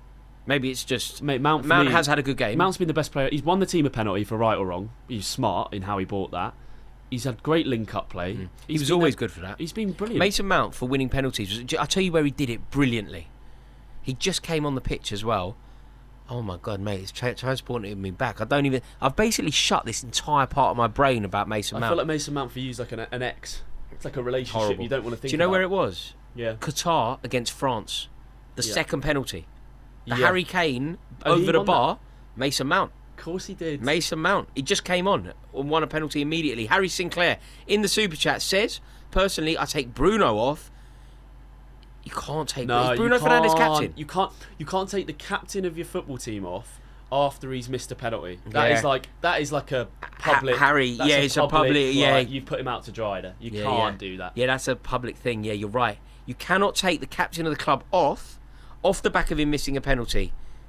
If he doesn't, you lose the dressing room. Also, Bruno Fernandes is the best player on the pitch. He has also had some good quality. He has put a few good balls in. Yeah, Alberto Royale here, by the way, in the super chat says, as a Chelsea supporter, Chelsea need to. I can't quite read that. Just moved. As a Chelsea supporter, Chelsea need a quality left winger. Rodrigo, Martinelli, Barcola, Garnacho. Martinelli, no. Garnacho. Who do you think comes close to Hazard? Well, out of the players that you've mentioned, Rodrigo. No, well, out of the players you've mentioned, literally none of them. Out of the players that you've mentioned, though, who should we go for? The answer is Rodrigo. But it's just not what we'll do, Alberto. It's just not how we approach business. We aren't a team that are gonna do our business like that. You think about what Chelsea are doing with Winstanley and Stewart. You look at the approach of the club. We're not going to be signing players who are proven. Like Rodrigo's won 2 European Cups. That is not what Chelsea are going to do. We're not going to spend big money on a player with 2 European Cups. We're going to spend money on players that will go on to win 2 European Cups. Yeah, but Garnacho will end up at Chelsea, and that is a horrible, horrible prospect. Horrible. I think he'll do all right for you, though. He'll fit in. I don't like him. I don't want him. Just the way he's acted. What, the whole like Rashford top and all that with the Villa top on, and just his attitude. I dislike Manchester United. I want them to get beat. But I love Manchester United for the love of football in this country. They're an institution. Yeah. In not every institution. I extend that kind of love to Queen's Park Rangers, to Sheffield Wednesday, to Manchester United. I love football, right? The disrespect that Alejandro Garnacho showed the institution of Manchester United is mental. The disrespect that Alejandro Garnacho showed the office of Manchester United manager, it isn't about, but I don't respect Ten Hag either. Yeah. If you are a Man United manager, you have to get respect. Do you know what? I didn't like Maurizio Sarri as Chelsea manager, but I went to an away game in Budapest on the Chelsea plane, and I ended up on the plane with Maurizio Sarri. So I was on the plane, everybody's there, right? Hazard, whoever else. And Maurizio Sarri was there. How have you winged that? Yeah, mental. Did you have the headphones in the bag? Yeah. I did the tie. You know, tie at Arsenal Fan TV. Yeah. No, I ended up on the plane anyway with Chelsea and Maurizio Sarri. Yeah. I didn't like Sarri. I don't like Sarri. I don't look back on Sarri era positively. I hated him as Chelsea manager. It was a toxic time at Stamford Bridge. But when I met him, out of respect, he is the Chelsea manager. I shook his hand and I was incredibly respectful. Of course I was. He was the Chelsea manager. Yeah. Alejandro Garnacho has just disrespected the office of Manchester United manager, and having players like that, who in his head he's Cristiano Ronaldo. Yeah.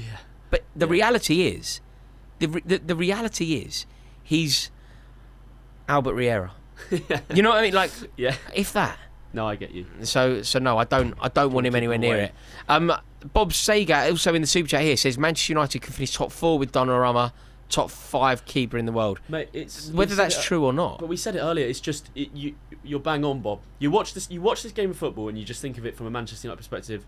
Well, we need a goalie, and then you go, well, one of the best goalies in the world is available for an affordable price and would probably go there, and they just won't do it. It's insanity. It's insanity.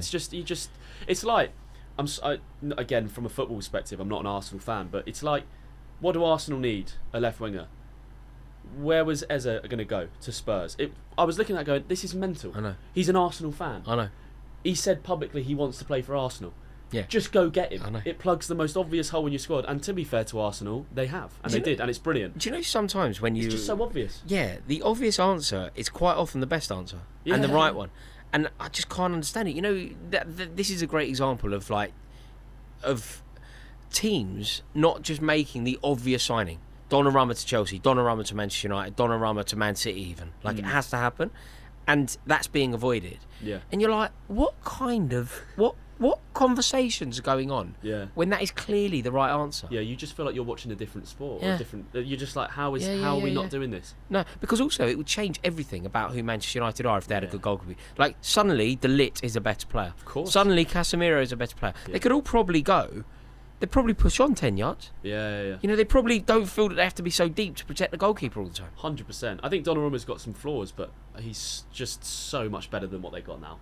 Just so much better. Yeah, I completely and utterly agree. Oh, yeah? Oh, thank you very much. I've got some snacks. We've got a delivery. Uber Eats has turned up. Thank you very much. Someone has made cupcakes. Someone has made us cupcakes, and That's it wasn't very me. These are homemade cupcakes because you came round. I expect that type of service. Mate, That was in the contract. yeah, there you go. There you go, mate. They might have gone over the top on the hundreds and thousands. I don't think you can go over the top. But well, there you go. Oh, that wow. should nurse your hangover. Oh, I don't know. I might Thank need you, more than Clementine. cupcakes. Oh. Thank you very much. That is you actually. I don't know how you're going to do this, but when we go back, you're going to have to like have had a bite out of one. Pretend I can. Okay. Yeah. You're going to have like there's no way around you not having I a have to put bite. them all in my pocket and be like, amazing. Yeah, you are going to have to. Yeah. You smuggle them out and just say that they were delicious. But yeah, I mean, in terms of like what Manchester United are doing, it does feel like there is a ceiling for what they can dream of, how far they can go, if they don't sign a new goalkeeper before the window's out. And there's 10 days left of the window, so less. It almost 7 days. For me, it almost. I mean, I still think the manager's a big question mark, but I think it just changes the entire look of Manchester United. Suddenly, you do look at that squad and you go, oh, they've got Bruno Fernandes, oh, they've got Cunha, they've got Mbeumo, but they've also got the last piece. I know. It makes sense. It really doesn't. Let me go into the chat here and see what everybody's saying. Thank you so much to everybody for tuning in. If you would be kind enough to drop a like on the stream, we might reach the promised land that is 500 likes. Right, we're going into the chat. Let's see what people are saying. Reese K here says, Garnacho scored that wonder goal and thinks he's the man. He's had like 5 good performances in a Manchester United shirt and has never got dropped. I mean, I think that you have to separate. When you talk about Garnacho, you have to separate the player and the man. Yeah. As a player, I think he's a very good player. As a player, I think he is capable. I don't know for a fact that he is going to succeed. I don't know for a fact that he is destined to be a Premier League winner, European Cup winner. But I think that the potential is there for him. I think he's a very good player, Garnacho. Yeah. And in bursts, we have seen greatness, as Reece K says, the wonder goal, for example. It's a crazy goal. But it's an attitude thing, isn't it? But yeah, it's not good enough. It's just not. Overall, the consistency isn't good enough. The arrogance is through the roof. Does he improve your team? Does he improve the Chelsea squad? Yeah. Because who are your options? No. Left wing, you've got Gittins or. I get who. I mean, you can play. I don't think that he necessarily. No, I don't even think he starts for us. Probably not. I don't even think he starts for us. But the reason why it makes sense to sign him is because if he becomes the player that we want him to become, he's suddenly worth 100 million quid and they've made a load of money on him. If he doesn't become the player that they want him to become, he's never going to be worth less than what we pay for him. Because you sell him in a year or 18 months and he'll still be worth 50 million quid in 18 months. He's the type of player that I feel like he's always got a move to Spain coming. He's got and whether that's to Real Madrid or to Cadiz, I don't know. But it's coming. He either plays for Atletico Madrid, Real Madrid, Barcelona, or Elche, or Iber, and I genuinely don't know which. I genuinely don't know who he's. I don't know quite who he is. I think back in the day, Iber used to have this banner on the top of their stadium that said in English, "Another football is possible," and we never used to know what it meant. Another football is possible. I'm going to look it up, but I'm sure. Well, that's what Iber said. Yeah, I remember when back in my gaming days, we used to like do live streams, and one of the live streams it all just blew up. You know what the comments get like? Yeah. Everyone was just biting onto it because they were looking at our stream and they went, "Did that just say another football is possible?" No, but there's so much nonsense written around football stadiums. I'm sure it did. Yeah, look at this. I don't know what the meaning is. Chat, you'll have to tell us. Another football is possible. Yeah, I don't know what that means. At the top of the stadium. I don't know. We're about to kick off here, by the way, for the second half. A massive second half. Yeah, and have they made any changes? Doesn't look like it. Nothing yet. We're underway. We're not in the I second tell you half. what, we are 40 minutes away from one of my favourite things in football, which is Manchester United's plan B. No matter how many billions they spend, is to put Harry Maguire up front. I know. You spend 300 million on an attack, and you just go put the large 6'4" centre back up front. Ruben Amorim and his philosophy. It's pathetic. Just so, if you want to sync up with us, by the way, we are on 45, 27, 28, 29, 30. Yeah, it makes me laugh. Ruben Amorim. My philosophy. I'll never change. Harry Maguire, go! Harry Maguire up front, long ball, 6'4" centre back. A cross, nobody on it. Yeah, it's one of my favourite things in football. No matter how much money, no matter how many managers come in, different changes over the last 4 years, Harry Maguire will be up front when Manchester United need a goal, and it is pathetic. Yeah, it's my opinion on it. I just think it's just embarrassing. Yeah, Bruno Fernandes looks fuming, doesn't he? He just looks like he's completely furious. He's tapping his head and looking at someone. I think he's really annoyed, presumably with himself, bit with the referee, and maybe just the entire Manchester United team, because they should be winning.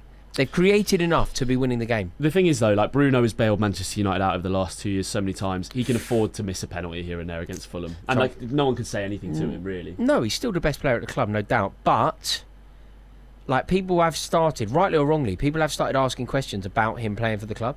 How good's Calvin Bassey, by the way? Is he really good? He was our player of the season last year. Was he? Yeah, he obviously great story, isn't it? It didn't work for him at Ajax. He was brilliant at Rangers. They got to that cup final. And then, he's been fantastic. One of the first names on the team sheet for us. I think he could go on to do some really good things. Hopefully we can just keep hold of him. If he has a good season, he's one of those where he could get poached. Really? Yeah, I think so. He's a good player. Big as well. Yeah. Big unit. Yeah, proper, he's also, physical. Yeah, aggressive. Like, you need a bit of that. Who'd that come off? Just, I don't know, flicked off Fulham player, player, Castagna, I think. Right.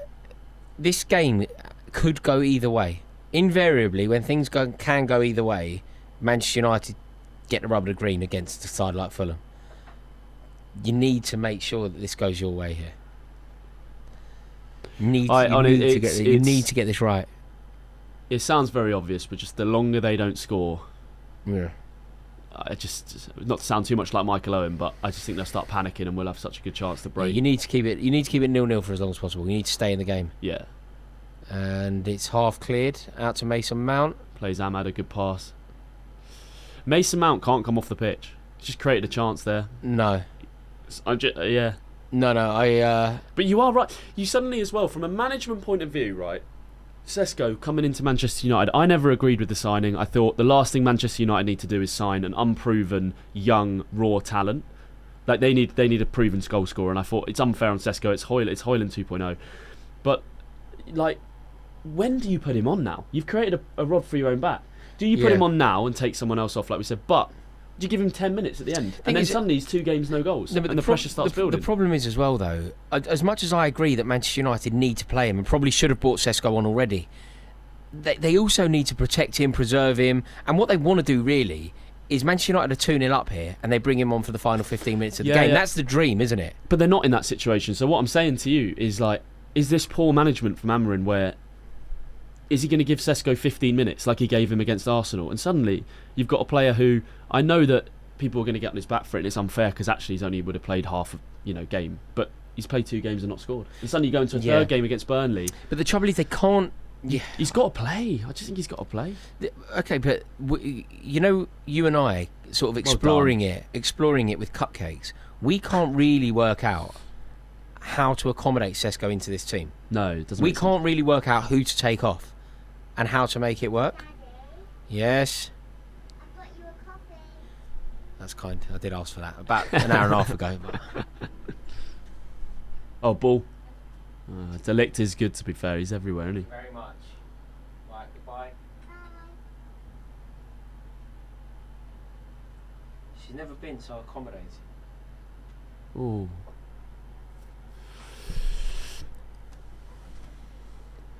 Actually, The game feels exactly the same. We're only 4 minutes into the second half as it was in the first half. Like, both teams have had chances or been close. Like, it's an open game. yeah. No, it's big. Interesting question here in the super chat from Harry Sinclair. He says, do you think that when Bruno Fernandes leaves Manchester United, he'll be looked on as a Manchester United legend? I'm really 50-50 on it. I don't...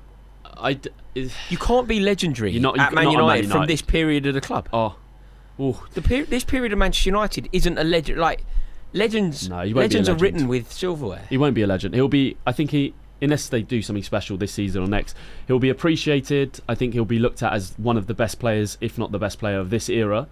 But when you talk about Manchester United, you've got players who have won 13 Premier League titles for Manchester United. Like, you're not in the same breath, are you? Yeah, no. You're just not even close. Corner kick, come on.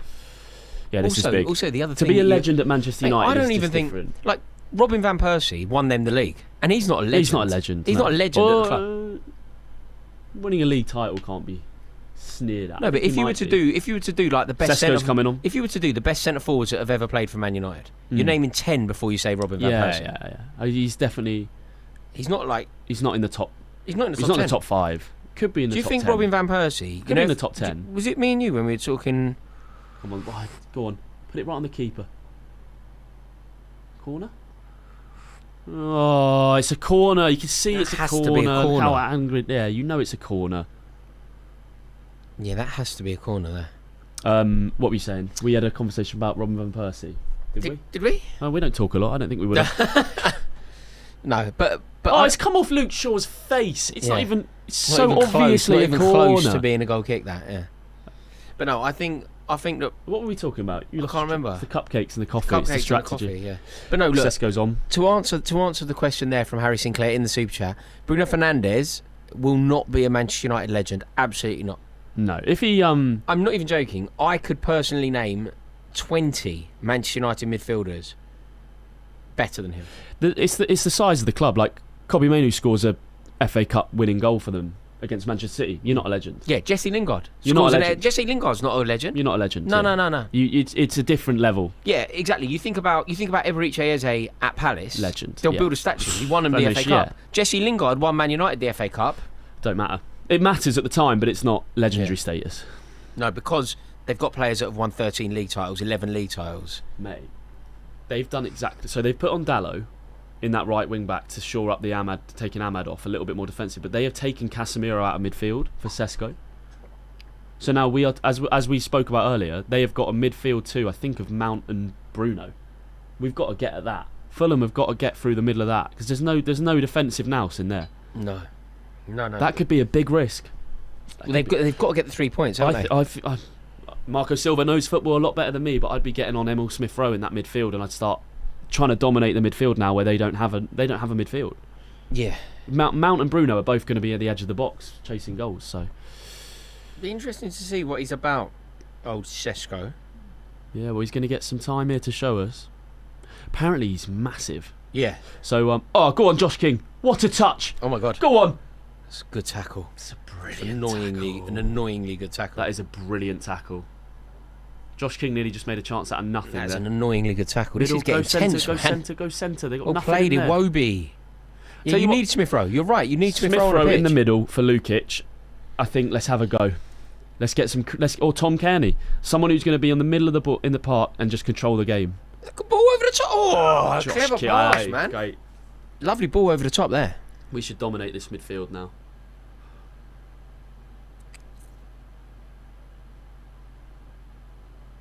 Look at that. He's That created is that out of so nothing. good. Yeah, he plays brilliant, the but ball. That is a better tackle. Basically played an assist to himself. Like, played the ball into the space behind. Oh, if his knee had just touched it. Nearly a red card, isn't it? Yeah. Mate, this game is tense. such a big game. It's so much jeopardy on this game for Man United. They win it and everything feels good. They don't win it or they lose it and it's going to be... People are going to start talking like catastrophe. We've got subs to bring on as well. Go on the bounce. Oh, we got hit. Where's The this lit gone? has just hit the... Where's this gone? Is it the moon? We've got... I'm going to have a look at our bench, but we should have Jimenez. We should have Smith Rowe. Mate, it's got to be Smith Rowe. No, I think so. It's got to be Smith Rowe. Bit of ingenuity, bit of creativity. There was a time when I thought Smith Rowe was the boy. You know, I thought he was going to do some really wonderful things. It was that season where Aubameyang was messing around, and then they started all the kids. Do you remember all that? Saka, Martinelli, and Emil Smith Rowe. Yeah. I like it. I like it. I like it. I like Mate, it. we've got some options on that bench. You know, Jimenez, Harry Wilson, Traore, Kearney, Smith Rowe. Yeah. I'd like to see Smith Rowe and potentially Traore come on just to give us that out ball as well. Here we go. Saka and Emil Smith Rowe. Yeah, you're right. Look how deep Mount is. Oh my Mount's God, just they've played given that. away a corner. Was that Mount or Shaw's fault? Sure. Shaw's just missed the pass. He's a little barrel Shaw, isn't he? Like barreling around, barrels down the wing. He's always been a bit of a unit. I used to go nights out with him back in the day. Why? Because he grew up near where I grew up, and he was mates with a Yeah, mate. he's a Chelsea fan, isn't he? Yeah. Is he from around He your grew way? up in Yeah. like Molesey. Is that where he's Hampton from? Court. Yeah. But he just like used to come on nights out through my mate who used to run. What, when he was playing for like Southampton? Mate, yeah. Back in the day, I remember when he had one of his serious injuries. No, Man United, I think. Oh, really? Yeah. I Oh, think so he was properly famous. I like remember when he was on crutches. and he was out with you. He was in the club. He had like he had like 15 like proper like just like hooligan mates in Did this he? club in the bottle area, and all just sort of like there off of him. You know what I mean? Yeah. He's paying for everything. But he was there with his. It must have been when he broke his leg. Really? His crutches. Yeah. What unless he had club? an Like injury. clubs in like the West End? I remember going to a club in Kingston with him. King's Prism. Yeah, I think so. And Hippodrome. Really? Yeah. That's funny. That is funny. He's It's had a weird career. He's hasn't never he? been the player that I thought that he was meant to Weird be. career. Never. I mean, he scored a goal in the final for For England. England, yeah. It's pretty- Yeah.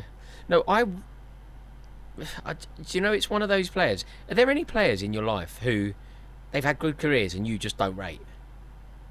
Like, Yeah, I'm I've sure. never rated Luke Shaw. Yeah, I'm sure, but it depends what you. I'm probably wrong, Yeah, but by the way, but I've just never rated him. I've he's never had a- felt like he's the best in his position. I've never felt like he really deserved to play for England. because it's untapped potential, isn't it? Yeah. Like if Luke Shaw signed for Chelsea or City, he's got a load of trophies instead of Man United when he Yeah. did. You know what I mean? It's that Yeah. he's not accomplished what he could have. Yeah. Interesting question here. We'll go back to it. I'll announce it now and we'll talk about it after this corner. But from Josh Brownlow, who wants to know why Blackburn's league win isn't discussed more. Mate, that's an interesting one, to be fair. Yeah. I was a kid at the time. We'll talk about it after Yeah. this corner, but Right. And Burmo's about to whip this in. And it problems. is in the back of the net. That's such a bad goal. That's with such Lenny a Yoro. bad goal to Such a concede. bad goal for Fulham to concede. Such an amateur goal for Fulham to concede. Like, so easy to defend. Oh, hang on. This could be going to VAR. I don't know why, but you've What? been very unlucky with VAR moments. I just don't have any words to say about a goal like that. That's just pathetic. It's a You pathetic- got, like, it's not even a. You can deal with it if a corner comes in and he jumps 7 foot in the air and heads it in off the bar, and you go, what? We've just left. So I need to see a replay, but it looks like we've just left 3 Manchester United players unmarked to the back post. Yeah, for a you tackle. should not What's be happened conceding here? a goal in this nature. I What completely are we agree. doing? Right. Who does it go in off? All of our players are shouting. Who does it about actually something. go in off? There's a push there. Nothing major. Oh, it's an own It's goal. an own goal off Muniz. Off Muniz's back. But what's happened? The shove He's on pushed Bassi. Bassi.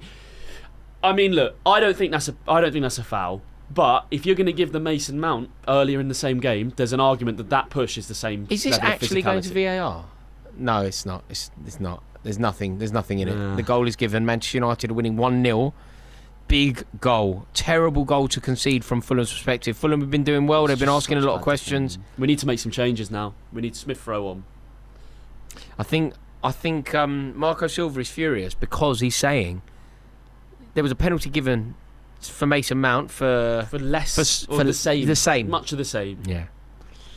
But a big goal for Manchester United. And what did I say in the first half? I said if it was the other way around, it wouldn't be given. You know, if Manchester United cut you open, Mbermo to Fernandes, back to Mbermo, playing Cunha in, and the goal is scored, you kind of go, that's a brilliant goal, what can you do? But that's just hoofed into the area. It's like such an easy goal for Fulham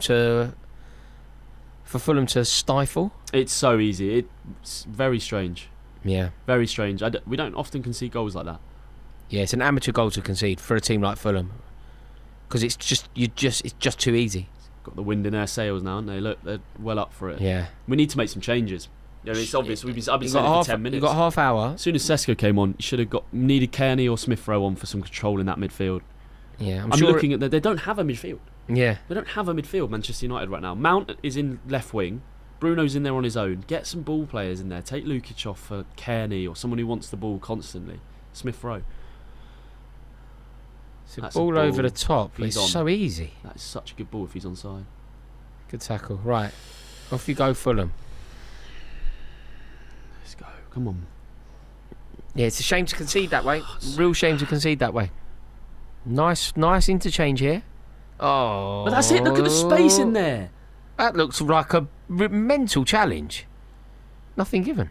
Our players again appealing. That looked really reckless. Couldn't see it. It would look like a big challenge. He did win the ball, but it just looked... What do they call it? Out of control. Yeah. It's a good ball, right. Game's really woken up from that goal. Up. Oh. The thing is, Muniz is a great big physical number 9, but Manchester United have three centre halves. Yeah, two big centre backs. De Ligt's just sitting on him. Yeah. I think he got the ball. I think it's fine. Like tackles like that, I've got no real problem with them. Yeah. But I'm surprised it's not given these days. But he's fine. But it is a bit reckless. We're going to go back to that super chat, by the way. The George Brownlow super chat, and he's asked why the Blackburn Rovers league win isn't discussed more. I'm asking you. I don't know. Two potential theories. Go on. One, they're a small club, small fan base. Nobody really supports them, and they don't get discussed because Manchester City suffer from the same issue. They don't have the support base. Secondly, unlike say Leicester, that will be discussed because of what Leicester did. Leicester are a smaller club to win the Premier League. Yeah. But it will be discussed because it's historic. It is the best sporting achievement ever. It is the best sporting story ever, underdog story ever. So it will get discussed. Blackburn Rovers, basically, it was Jack Walker's money. They kind of bought the league. They bought the league, didn't they? That was, I don't know that much about it, but that was what my initial reaction was. The team that ultimately won it. So it's Kenny. They got Kenny Dalglish in as manager. Kenny Dalglish was signing everyone. Sign Alan Shearer. You know this. Like they sign Alan Shearer. They sign Chris Sutton from Norwich. They bring in players like Tim Sherwood. David Batty was there. Like it was a really physical team. Tony Gale went there from West Ham. They basically signed a lot of players. Tim Flowers went there from Southampton in goal. Go on. Was it in the box? And also, the ball, you know, it wasn't really a particularly good team. Like you know, when you look back, like Tim Sherwood was a captain of the team, their midfielder, good player, obviously a really good player, but he's never going to go down as a great. Yeah, he's never like nobody in that team. Graham Lasso, left back, brilliant player, but not as good as Ashley Cole. There wasn't like the story isn't particularly great because they spent a load of money, and the players weren't particularly great. No, I can't think of anyone that won the league. Mike Newell. Who played centre half? Colin Hendry, Henning Berg, who went to Man United and won a treble. Yeah, like nobody was a great. Why did it only last the season? Were they not? Why did 96 they not? Man United bounced back. Man United signed 95, wasn't it? Man United signed Andy Cole. Man United bounced back, and I think it all went a bit wrong for. I think it all went a little bit wrong for Blackburn in terms of what they were trying to sign. They tried to sign Roy Keane. Roy Keane was meant to be going to Blackburn, but I think Alex Ferguson did something crazy. Alex Ferguson got in touch with Roy Keane's mum or something like that. Yeah. Seriously. I can imagine, yeah. Roy Keane was doing a business at Forest. He was going to Blackburn. And Ferguson wanted him to go to Manchester United, and they got in touch with his mum. And we're like, mate, he's got to sign for Man United. And obviously, Mrs. Keane said, what are you doing? Yeah. But yeah, who else? So that's what. Yeah, no. That team your reasons do make sense. Like it wasn't like a romantic also, like, story. If I tell like you the team, Leicester. think about how many of them you'll have even like Yeah, half of them. Like, Tim Flower's a goalie. You probably barely know who he is. Colin Hendry, good player, but he's most famous for Paul Gascoigne chipping the ball over his head before blazing it in. So it was Colin Hendry, Henning Berg, who went to Man United. Then the midfield was like Stuart Ripley on one side. Jason Wilcox, who's at Man United now. Jason Wilcox on the other side. Yeah. Mike Newell, Alan Shearer, Chris Sutton. It's like quite underwhelming, isn't it? Uninspiring. Yeah. Tim Sherwood is... What just happened there? Oh, that's a lovely nutmeg from Bruno Fernandes. It's a shame that Fulham haven't got something. You know when you ride your luck a bit, they miss a penalty. Like, you kind of have to get something out of the game in those circumstances. What's going on here? I think the ball just went out for a throw. We've made some subs. We subbed Robinson on, and Harry Wilson. I'm still not sure why we haven't made the decision to... Smith Rowe. Yeah, so currently we've got Sanderberg, who's he's going to sit. And then we've got Lukic, who's almost like a similar player. Like, he's not going to create a chance. He's great for us, but he's not someone I just think with this lack of midfield for Manchester United, we've got to exploit that. I really want to see Smith Rowe get some minutes.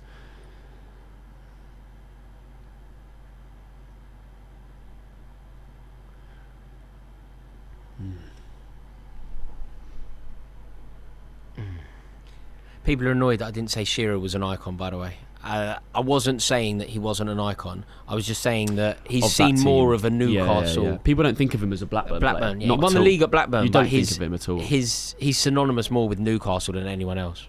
So points from losing positions, Raw. Fulham, 22.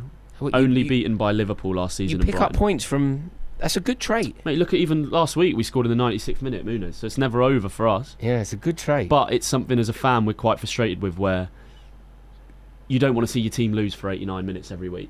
Yeah. You want to see control a game. You want to like obviously not. Yeah, it would suggest though that you are capable of getting something out of this game. Oh mate, 100%. I still think our bench, we got options on there, so it's not over yet. Just need to stay in the game. Don't go 2-0 down. Yeah. We won't come back from 2-0 down. No. Also, we know that they're quite porous. Like, there is a vulnerability to this Man United team. If you just keep focused, you will. Yeah. The chance will come.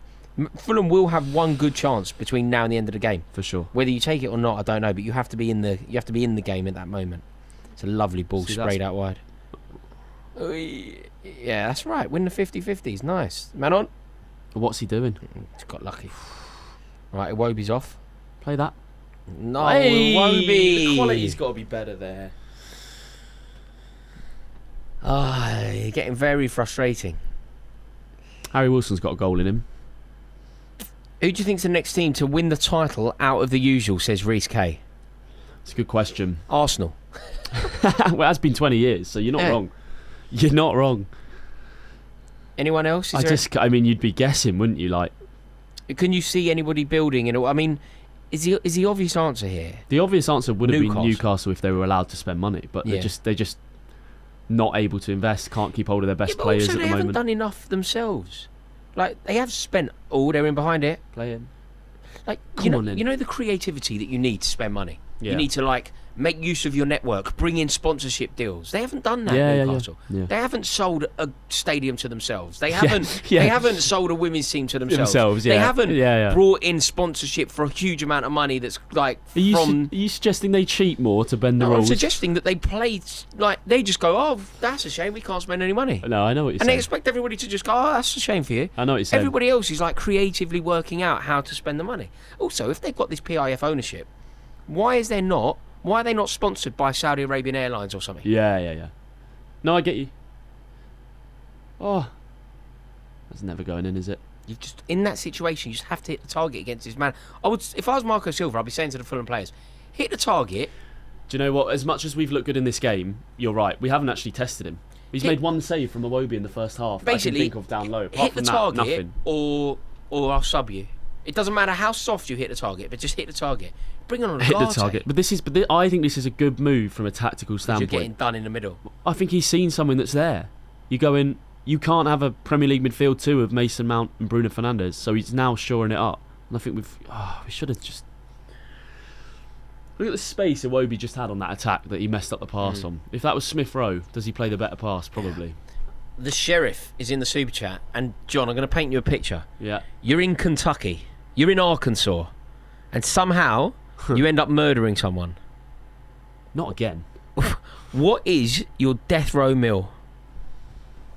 I've recently started making myself this I don't know what you'd call it. It's like a bed of salad. So far, I'm not on board.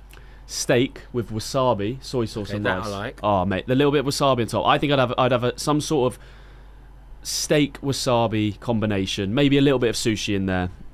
That's where I'm going. And what about your dessert? So you can go starter, main, dessert. One of Clementine's cupcakes. Exactly. Yeah, 100%. Probably a tiramisu. A tiramisu. Yeah, I think so. Yeah. What about you? Probably granola. What is this granola thing? I've seen this before. I love it. You go on about granola like a weird amount for a fully grown man. Mate, like a weird amount. Honestly, I'm like the North London mixologist of granola. I've got about 7 different varieties of granola, and I like mix them all up. It's like having a cocktail at my house. This is one of the. I love you, mate, but you're a weird bloke. You go on about granola a lot. We spend a lot of time together, and it's always granola. As often Granola. It brings it up every time I see. I do love granola. So you're on death row, and you go, "Can I get some like rabbit food or whatever it is?" There's a What wonderful is it? Squirrel food. Mate, there's a granola. wonderful sort of Lizzie's passion fruit granola. Get some of that. I don't actually mind it. It's just such a mid meal. Like it's not. Lovely. I've gone for like Smith Rowe. Here we go. Yeah, finally. I've gone for like sticks. I've gone for sushi vibe, wasabi. I want like a perfectly cooked steak, and you just want like. I do like that. What else? No, Granola. don't get me wrong. I love a steak as much as the next man. But is it Might better have than steak granola? tonight.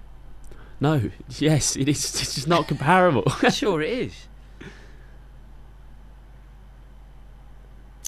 Would your dream sponsorship deal be a granola deal? Yeah. If you could just every episode of this, you're just eating granola constantly. Love that. Love that. I absolutely love it. Everywhere you go, granola. And that'd be great on the mic. You crunching away on it as well. Yeah. The ASMR, people would love it. Yeah, that's what I do. I do love a bit. There's a super chat landed from N Simmons. Thank you very much, N Simmons, who says, "Any thoughts on Barcelona's comeback yesterday?" John, I know that you're mate. You know that I love Barcelona. They're my pick for the Champions League. They are my pick for the Champions League. It feels. They are so good. Like they should never have lost that game to Inter last year. They should have been in that final versus PSG. We got robbed of like one of the greatest games of football ever. I honestly think it could have been 4-4. Like it would have been nuts. And I mean, go on. Fulham. This is lovely football from Fulham. Go at pace. Oh, there's no weak. one there. It's Is weak. there? It's a good ball, but no one's there. It's not a good ball if no one's there. Yeah. It's only a good ball if someone's there. Play it back. Yeah, go build again. Right, big 20 minutes here for Fulham. Right, come on, Iwobi. Nice. Oh, Smith Rowe! What did I tell you? What did I tell you? Get in. That's good I news. know my football club. Get in. I've been saying Smith it. Rowe's a good player, man. 20 minutes to get him on. It's his season. He's Such a good player. Who put that ball in because it was brilliant? Was it Iwobi? I don't think Arsenal it was link up. aimed. I don't think it was aimed at Smith Rowe. I mean, I think Smith Rowe's made a beautiful run, but I don't think the pass is aimed at Smith Rowe from Iwobi. You boy! Beauty! He's got kissed. Mate, you could win it now. We will win it now. I'm telling you, Mate, we will win it now. have a look. I'm not taking anything away from the Panic goal. mode. Oh, he's giving the ball away there. Is that Agate? Agate. Mate, Is it Robinson's ball in? is this aimed at... Robinson. No, It's Iwobi. Wait. Is it aimed... No, it's not aimed at Smith Rowe. It's not. Smith Rowe Yeah, but makes a late run, but That's it's... such an intelligent run. That's so yeah, good. It's aimed at Jimenez, isn't it? Yeah, but it's just put No, into it's the, a great just goal. put in the area. Yeah. I don't know if I'm being harsh here. The keeper probably should come out for that. Maybe he's anticipating the flick from Jimenez, but he's just I on think his line. I think a midfielder should be going with Smith Rowe as well. I just think it's a terrible... You know how we said that it was a terrible goal for Fulham to concede? It's not a good goal for Man United to concede. No, it's a weak goal. Mate, we'll win this game. We'll win this game. Mate, Their arse is going to fall out. I haven't seen we go. Sesko involved in anything, have you? I forgot he was on the pitch. Sesko just has not been involved at all. Forgot he was on, but he hasn't had any service. Yeah, but that's not... I haven't seen him get the ball. Involved Where is he? as well. It's not only about service, is it? It's about making your own service. It's about making moments for yourself as a forward. Oh, what a goal, Smith Rowe. You beauty. I think we win it. Yeah, I do like Smith Rowe. I think he's a very good player.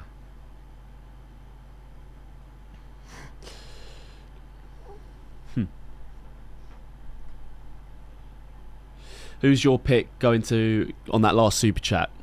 Simmons. Who's your pick for La Liga this year? For La Liga? Yeah. Who've you got? Do you know my team in Spain is Atletico Madrid? Yeah, because you just love the cheat mentality. I support Atletico Madrid. You just love the cheat. My La Liga team. I bet you'd love Simeone at Chelsea. I bet that would be like your. He's dream. the best Chelsea manager to have never managed Chelsea, isn't he? He could do. I love Simeone. I love Atletico Madrid. Mate, I went to Atletico when Aguero scored against us in the old stadium. You know the old one with the motorway running underneath? Yeah, it's cool. Yeah, the Calderon. I went there when Aguero scored against us, right? He scored this volley, he scored 2 goals, and he blazed one right in front of the away end. No roof in the away end. Yeah. And he blazed it, and like the ball's gone a million miles in the sky, and it's dropping really slowly, right? And Aguero's under it, and I'm not joking. The entire away end went, "Going to score this, isn't he?" Yeah. Just blazes it straight in. We're like, that moment, it was like, okay, we need to sign that guy. Yeah. We need to sign Aguero, no doubt. And Abramovich was just obsessed with Torres. Yeah, that was a mistake. Just Aguero obsessed. would have been a legend for you, wouldn't he? Oh wow. my God! Imagine what we would have won. Yeah, a lot more. Yeah. No, but when I went there, I've been to Atletico a couple of times. I went there to the new ground as well when Batshuayi scored in the last minute, Conte's team. Yeah. I don't know what was going on, but Marcos Alonso ended up at right wing in the last minute of the game, crossed it to Batshuayi. Batshuayi scored. We beat him 2-1 away from home. Yeah. And both times I've been there, I've had a great time. I love Madrid as a city. Yeah, it's great. I feel a bit Spanish. I think I'd be a good Spaniard. Yeah. I think I look Spanish. Okay. No, I do. Do you? Yeah, I do. What's Spanish about you? I look like a blonde Spaniard. You know, like Guti. No, you don't look like Guti. Mate, if this is people an meet me insight in into Spain, your brain. if people meet me in Spain, they all chat Spanish to me. They think I'm Spanish. No, they don't. They do, mate. No, I was they in don't. Marbella. The geezers were coming up to me chatting Spanish. I'm like, I know I look Spanish, but I'm not Spanish. Right, you're the most English-looking bloke. Can we get the chat? Can the chat decide what does I this look man? Spanish, You look mate. English. No, what does Guti look? It's Spanish. Not like you. And what do I look? No, not They Spanish. think of the blonde Spaniards. Just because you've got your hair slicked back doesn't make you Guti, mate. Torres. I look like blonde Spanish people. There's a particular region of Spain. I think I look like I'm from there. Okay, well, yeah. So, who am I to tell you? You can be what you want to be in this world, I feel very Rory. Spanish. Good ball again, Iwobi. Most people I meet think I look Spanish. That's all I'm saying. Can I get the chat? Can I just see the chat? Does anyone think that this man sat next to me looks Spanish? People, mate, I'm not even joking. Spanish? Most people think I look Spanish. You're in the minority. What are you talking about? Look at me. You're nuts. Mate, I'm the most Spanish looking person. I'm You're not nuts. Spanish. 83% people think I look Spanish, see? 83% of the chat think you don't look Spanish, Rory. You can't read a poll. If you put it in Spanish, you might have read it. Exactly. Exactly. That also means that nearly 20% of the chat think I look Spanish. Can I see the chat and see where do you Iwobi? Come on. Oh, it's a chance. Yo! Oh! See, people think. Where do you think he looks like? Where does he look? I look like I'm Spanish. Think about blonde Spaniards. Where does Guti, me and Torres? Momo said you're delusional. No, mate. Spanish height. Someone said Spanish. David Silva. Mate, I clearly look. Mate, people don't have the brain to understand that. You know the regions of Spain. The Andalusian Spaniard looks a bit blonde, like me. That's true. Mate, well, put it this way. German or Dutch? Explain this to me then. Are you mental? You're not tall. None of Dutch those two. The Dutch are about 10 foot tall, man. They offend me with their I tallness. think you do have a Scandi look to you, though. Are you mental? You're not the height, but you Mate, have you're fair with blonde hair. Every single Scandinavian or Dutchman is minimum 6 foot. There isn't. Yeah, I know they are. And Yeah. I am clearly more Spanish. All right, no, you're not. Mate, you're stupid. No, You're if you're sitting down, you're Me? Scandi. Listen. If you're walking around, you're English. Do I look like I'm from Madrid? No. No. Do I look like I'm from Seville? No. I'm saying the Andalusia. You're just referencing the most like some random region. Yeah, I look and like claiming its heritage. Mate, I look like I'm Andalusian. No, you don't. I don't look like. I don't even know what. I'm sorry, I don't know what they would look like, but you don't look like it. I don't look like Fabregas. I appreciate. Yeah. I don't look like David Silva or Fabregas. I look like Guti. So you think you look a bit like Torres? Yeah. Yeah. Torres when he was young and didn't have the muscles. What are you? That's what I look like, mate. If I wasn't... You don't. Well, why does everyone think I look Spanish apart from you? People come up to me all the time and they're like, hola. I'm like, oh, sorry. I'm from North London. You wouldn't have thought that because I look Spanish. But anyway... I've lost my head. This is one of my That's favourite why- ever chats we've had. I'm going to remember this. Mate, you should. I'm going to go to bed tonight and laugh about it. It'll be the last thing I think about. That's why I support Atletico Madrid, the Wanda Right. Metropolitano. Because one day I will probably end up like me and my boys. Me is and a my cool club. boys. That's my team, mate. I am We got upside down. Atleti. Atletico. They're my boys. In Spain, they are my boys. In Italy, they're not my boys. Who's your Italian team? Lazio and Sampdoria. I've got two. Okay. I've got two. You're looking at Viva, Lazio, and look, my homage to Sampdoria. Rudhulit in the Sampdoria kit, and Viva Lazio. I got an appreciation of every. So just to get this clear, it's not acceptable for a grown man to own a football shirt, but you can own scarves. I just didn't know what merchandise was acceptable for purchase. I'm not reading that out. I don't look like Modric. I don't look like Modric. Oh yeah, you might be Croatian. I look like mate. You might be Croatian. Mate, you're mad. Everyone apart from you thinks I look bad. When I'm in Marbella, Luca? when I'm in Marbella, I sit down and I have a coffee in Marbella, and people are constantly talking to me in Spanish, thinking I'm Spanish. I've honestly, my team are about to beat Manchester United at football, and all Oh I my can God, think what about is tackle? Rory Jennings' heritage. Oh, mate, you got to pick someone out there, mate. Do you know what Fulham? Do you know where Fulham have really let that's themselves the best down? super chat of all time, by the way. Do you know where Modric. Fulham? No, you're banned. Do you know where Fulham have really let themselves down?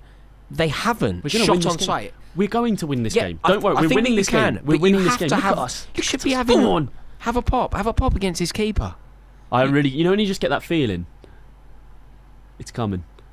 And actually, to be fair, we've been talking a lot of nonsense. Every time I look up, we're on the edge of their box.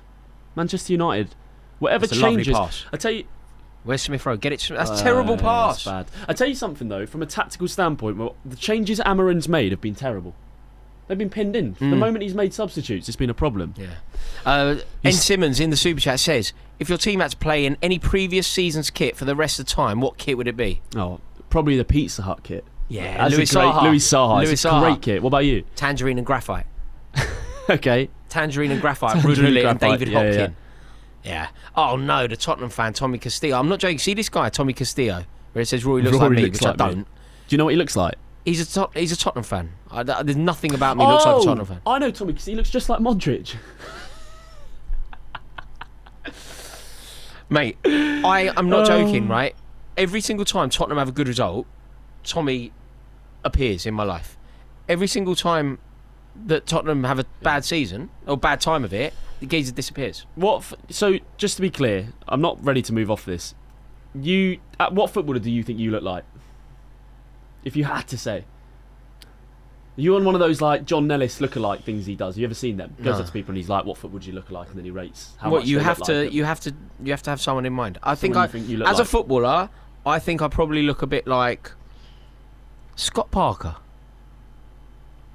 You've got very different lids, very different hair. Scott Parker. I just don't have the touch of the rouge. He's a little bit ginge. I don't see that. If I had the rouge, A little bit. If I had the rouge, you are blatantly Mason Mount. Yeah, I've got that a lot. You are blatantly Mason Mount. Yeah, I used to go out a lot in the Chelsea Fulham area, and I'd have women come up to me and be like, "Are you?" And I'd be like, "Yeah." Didn't work, but You are Mason Mount. No, I think that's fair. And then I also get the Borussia Dortmund centre back. I can't remember his name. yeah, I know who you mean. I know who you mean. Nico Schlott. Yeah. Schlott something. Yeah, I I know always who you mean. get that a lot. I would also say Guti. You. Guti. Yeah. I can see Conor that. Gallagher. Conor Gallagher, I can see. So that I can see you looking a bit like. Yeah, you look like Conor Gallagher. I love Conor Gallagher. You do look like Conor Gallagher. Fernando El Nino Torres. See? Right, TSM. I told you. TSM. I told TSM you. you are banned. I told you. I'm gonna get you banned. Mate, I told you. Conor Gallagher. I'll take that. I love Conor Gallagher. Schlotterbeck. That's Schlotterbeck. it. Yeah. But no, I would say what you don't understand is Tom. Spanish people Conor think Gallagher. I look Spanish. So your opinion on this, all I'm saying is I'm gonna favour the opinion of a Spaniard. There must be one Spanish person watching in this chat, and I'd like to hear from them. But they'll tell you it's that guy that said Torres. Yeah. I think my fashion Have sense you is just very got Kirkes, Spanish as or have well. I just got? Someone just said Kirkes. Kirkes is you. I think it's Maybe. my fashion is very Spanish as well. No, it isn't. Yes, it is. No, it isn't. Mate, I dress like a Spanish You dress person. like I dress like a a Spanish person from middle-aged my white man. That's what you dress like. Mate, What you are. I dress like a Spanish person. Just be happy with what you are. You've Come got on. to pick out the right person here, or have a shot. Oh, that was the wrong pass. Mate, Someone coming in. You've got to have a shot. Manchester United are pinned in their own box and have been for the last 20 minutes. We've got to take advantage. What is he doing? Nearly got himself. I don't know how. By the way, I'm so engrossed in this chat that I'm forgetting about the football match. But we really need to score. We should have scored. That was a big chance, wasn't it? Big chance. You've got to get the cut right. Or against this goalie, I don't want to sound like a broken record here. Just cut in. It's a funny angle, but just blaze it on target. Yeah. It'll go straight through him. It's true. Just give him something to do. Just blaze it on target. Anthony Robinson has been quite good, to be fair. Yeah, I mean, Fulham have been great. Fulham really have been great. It's all Iwobi as well, actually. He dictates everything, doesn't he? Everything. He's so good. He was brilliant for Arsenal, actually, in that game in Baku. The thing is, Arsenal always wanted him to be something he isn't. They wanted him to be this like ball-carrying, dribbling winger who takes on a man. That's not him, and that's not why we. Better in centre of midfield, as well. Yeah, he's better starting on the wing, but coming into the middle and dictating play. Yeah, because he doesn't have that pace or that ability to beat a man, but he just doesn't lose the ball and he always finds the right pass. That's the first we've seen of Sesko, and that was really good. That was good. That was really good. He should have. I mean, yellow card here for a Fulham player, but yeah, sensible yellow card to take. Yeah.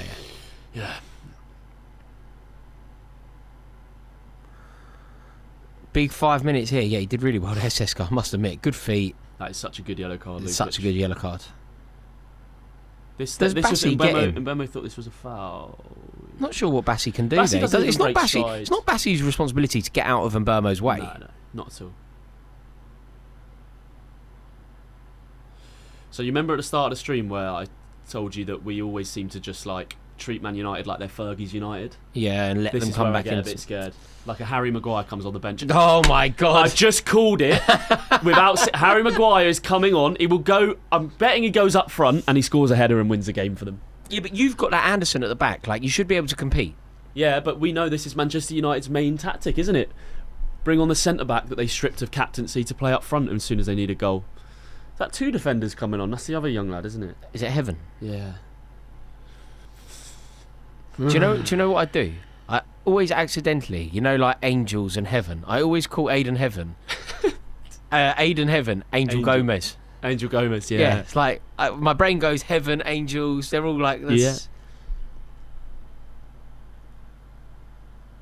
Surely with your Spanish heritage it would be Angel coming to mind. The thing, mate, you're making yourself look really stupid here because not everybody, one person in your chat thinks you look Spanish. They do. Just 20% of them. who is probably you under the table. Mate, 20% of the people agreed, and remember, people like to be snide on YouTube, so everybody basically agrees. I tell you what we need to do. More importantly, Spanish people think I look Spanish.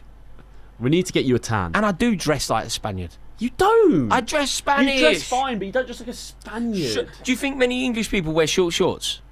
No. So who wears them? Europeans. Where's Spain? Europe. This has been one of my favourite ever conversations. Who wears short shorts? Me You. and Spanish people. Oh, Harry Maguire's going to do something. He just Harry Maguire just missed by about an inch. Someone in the chat said that I dress like a cheap tennis coach. Spanish one. Oh my God, that had a goal written all over Maguire. it. Oh my God, Harry Maguire has to score that. A player like Harry Maguire, for his quality, like that's an easy header for him. I'm telling you. I mean, that might have hopefully that woken has been you up. Well, That's hopefully the that's chance. the chance Yeah. that I would never have wanted to have been wrong more in my life, Yeah. but I was very close to being right. Right, Fulham, couple of minutes. Hold on here, or maybe nick it. You take a point. I'd always take a point against Man United, not because I think we're a far better team than Manchester United, but it's just one of our bogey teams. Like we always get a result against Brighton. Yeah, we always get a result. It's just one of those things. Manchester United always get a result against us. I remember a few years ago, FA Cup, quarter-final I remember Old that. Trafford, and then it's like Willian yeah. got sent off, Mitrovic got sent off. Yeah, Mitrovic basically Silva got sent off. Mitrovic blew it up. Well, because Willian handballed it on the line to stop it going in, and then Mitrovic got into an argument with the ref and got sent off. And went wild. Because of that, so we got and two went reds. wild, and then Silva went mad, so we lost the manager, striker and winger in the space of a minute, and we went from... That was only a couple of years ago. When was Yeah. it? It was 2 years ago, yeah. And then last year we lost in the quarter-final to Palace, who went on to win it, so... Yeah, I thought you were going to win that Maybe game. this year would be our year. Come on, boys.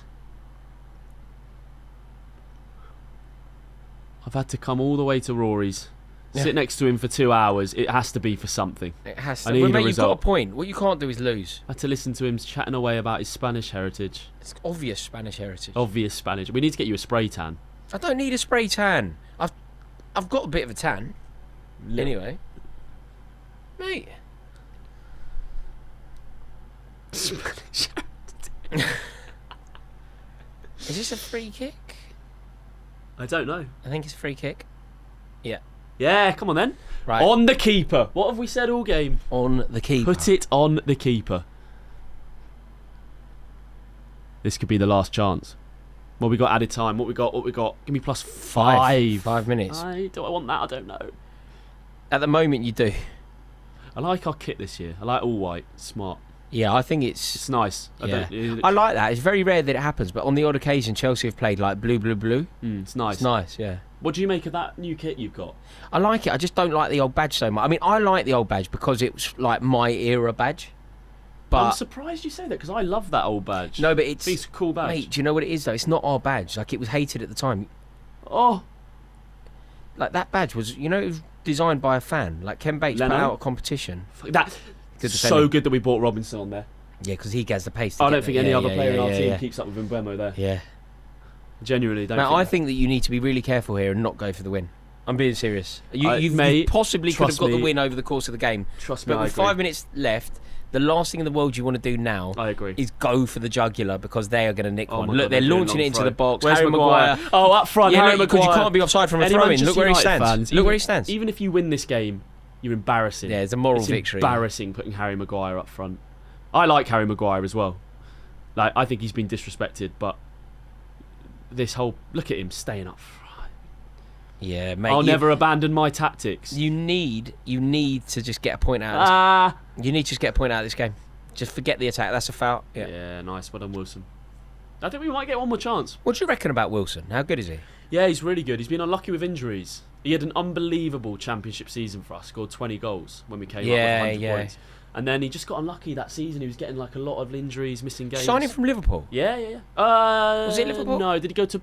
Yeah, I think so. He was at Liverpool, wasn't he? Yeah, he went on loan at Bournemouth and then we bought him from Liverpool. Yeah, he's great. He's been great for us. Don't do anything silly here, Fulham. We're going to go for it. We will go for it. I'm telling you, we will go for it. Go on, Smith Rowe.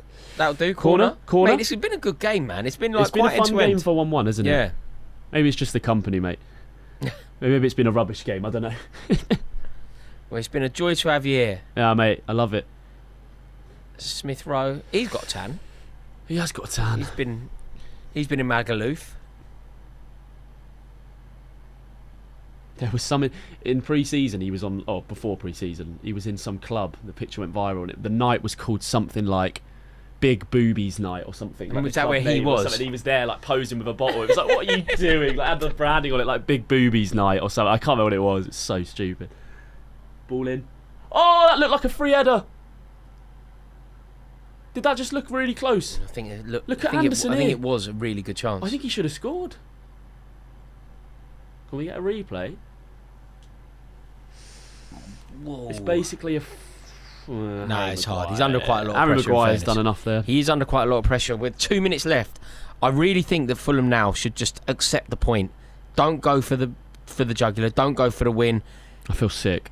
Yeah, it's a horrible moment. I kind of feel like Man United are going to score. They do, mate. They just will. They always do. It's a great cross. Yes, Leno.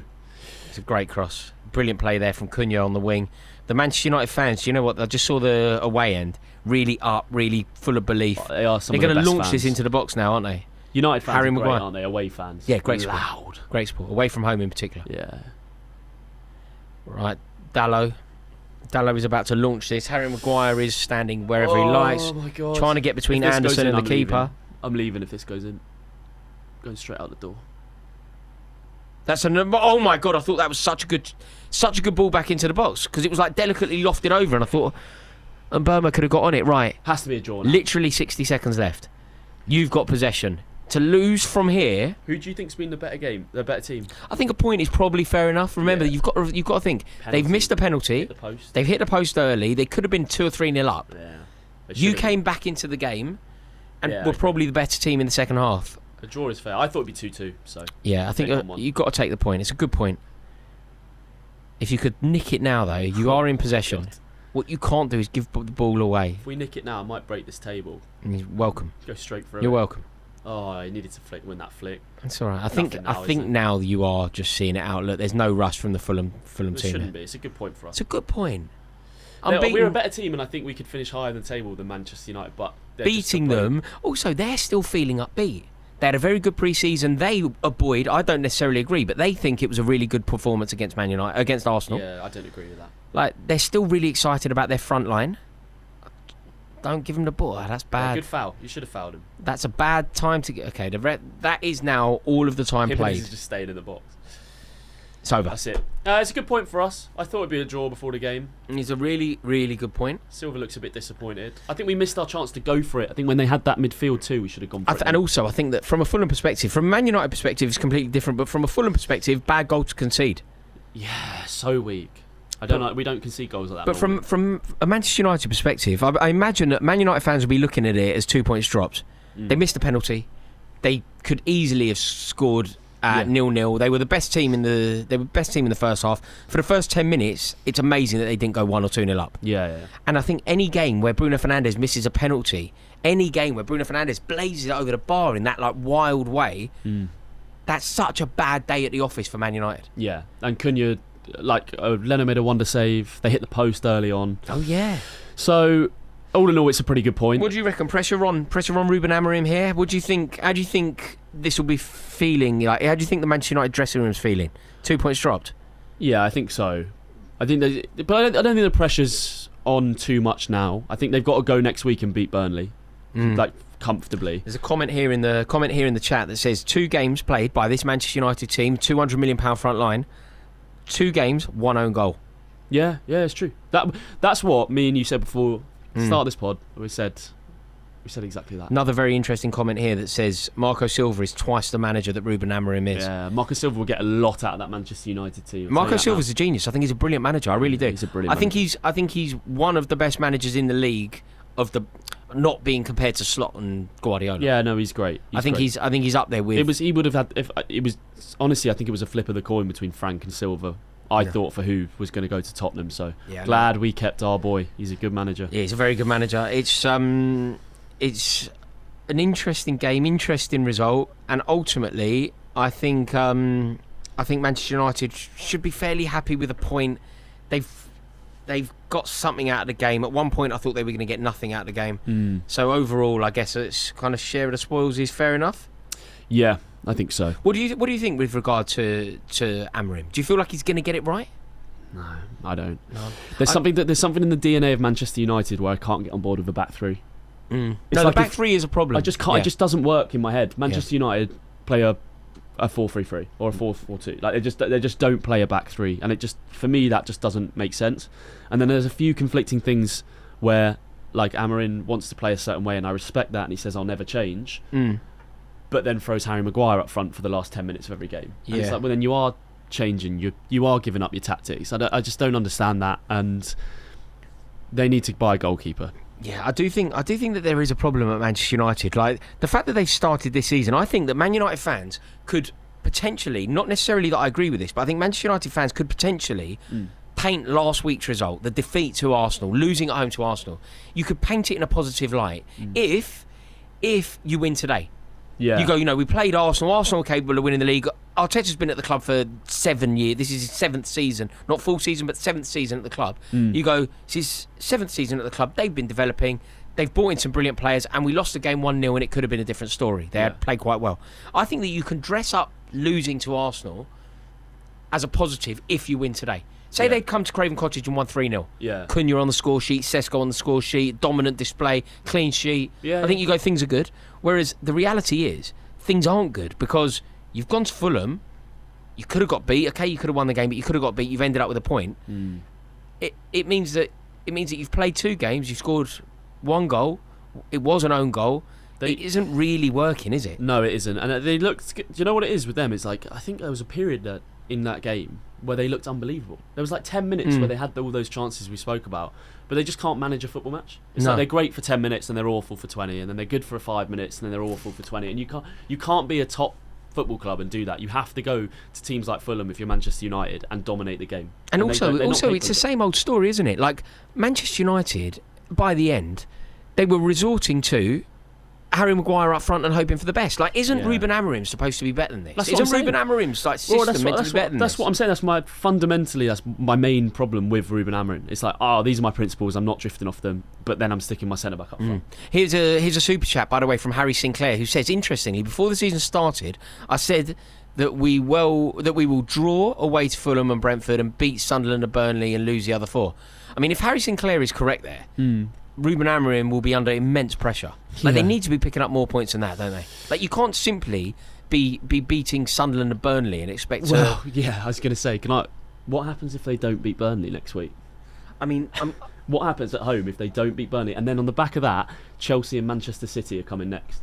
Yeah, I mean, I think they will beat Burnley for the record. So do I, but if they don't, they also have to beat Burnley. Like, there is no doubt that for them to get away with this, for Ruben Amorim to be given the time that he needs, for Ruben Amorim to still be in a job, I feel like they have to beat Burnley, because people are going to start asking some very awkward questions of Ruben Amorim. Last year he got a pass. He came in midway through the season. It was all about the team. It was all about the system. It was all about converting to 3 at the back. It was all about redefining players.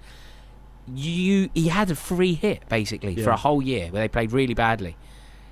This year, it needs to happen. Something needs to change. Yeah. There's not really any excuses. And that Bruno Fernandes penalty miss could be so costly, both to him. Like, I don't necessarily agree with this. I think Bruno Fernandes is a very good player. But Bruno Fernandes missing a penalty, you know the Manchester United fans that aren't necessarily supportive of Fernandes. They're gonna start asking some major questions about him and his captaincy. Like, they're asking more questions here than they're solving, aren't they? Maybe, but I think he's got... I said it in the stream, mate. I think he's got enough credit in the bank. Bruno's carried Manchester United for like 2 to 3 years. He's been one of their only consistent performers. I think he can afford to miss a couple of penalties or have a couple of bad performances here and there. I don't But look at that comment that's just come in there straight away, John. The second that we started talking about Bruno Fernandes, the first comment that I see is Bruno needs to go, enough is enough. And that is fairly common. I know, but I just disagree with that. I'm not a Manchester United fan. You can obviously have whatever opinion you want. And as a fan, you're going to have a different opinion to me. But I just look at from the outside and think, Bruno's rescued that team so many times. But does that matter now? So being a great servant for the club is a very different conversation to being the captain of the club today. But he's missed a penalty. We're over-exaggerating this. He's missed a penalty. But last season, he was their best player. He didn't have a bad game against Arsenal. It wasn't amazing, but he didn't necessarily stand out as a bad game. What about the issue with the? What about the issue with where he plays in this Ruben Amorim setup? Like, I don't like this. I don't know where anyone plays. System. It's only about the system. Kobe Mainoo, one of the best players at the club. Why isn't he playing? Because of the system. Yeah, but the system's wrong. That's what I'm saying. But the system isn't wrong. That means the manager's wrong. Well, that's what I think. The system, for me, there's question marks about. You've got Ahmad. Unbelievable talent, no idea where to play him to maximise it. Kobe Mainoo, same thing. Mason Mount's had a great game today, struggled with injury, but there's still, where do you play him in this system? Bruno, where do you play him in this system? I'm looking at Mbeumo and Cunha and I think, where do you play? Like, none of it makes sense to me. So I think that's ultimately an Amorim question. I'm really surprised by how it's gone for Amorim these first 2 games, because I didn't necessarily believe what I was hearing from the Manchester United fans that I'm good friends with. And I watch a lot of Man United content and I read a lot of literature about Manchester United. Everything that I read, there was a real positivity. The Stretford end was in full voice for that game against Manchester United. I think they were unbeaten in pre-season. They were optimistic about Mbeumo, guaranteed goal scorer. Cunha, guaranteed goal scorer. Sesko coming in, pinching Sesko off Newcastle United. It felt like that statement marquee signing. And it feels like the ref has blown the whistle on the opening day of the season, and It wasn't good against Arsenal, and I stand by it not being good. You've been beaten by a rival at home. Yeah. It's unacceptable for Man United. But let's pretend that I'm wrong here, right? Let's pretend that I'm wrong and it was a good result. It's only a good result if you follow it up going to Fulham and winning. Yeah, 100%. Like, you cannot go to Fulham, not win, play quite badly, be very predictable, and it's all the same problems from last season. Yeah, it is. I mean, mate, it's just the manager for me. It's the manager. It doesn't make sense.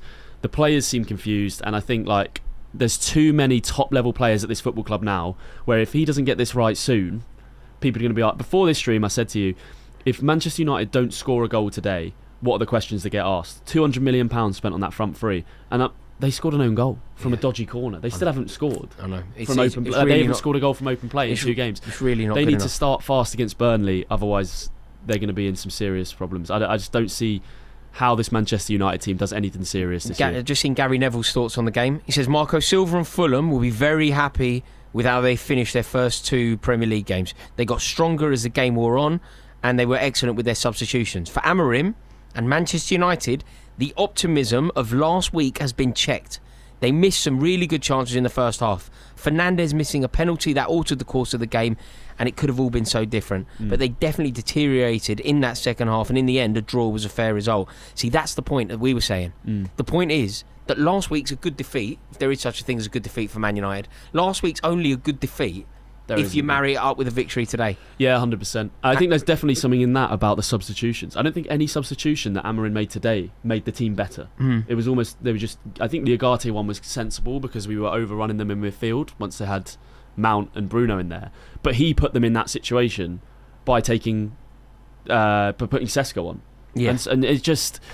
And you see that it just made them worse, didn't it? And now we're back to the exact same point that you were making before, and I think it's a really, really salient point, John. When you basically said it's a £200 million front line. They haven't scored a goal from open play. They haven't scored a goal. No, they haven't They scored a an own goal. And that is something that this Manchester United manager is going to have to work out now, because if that doesn't change, he'll be out of a job.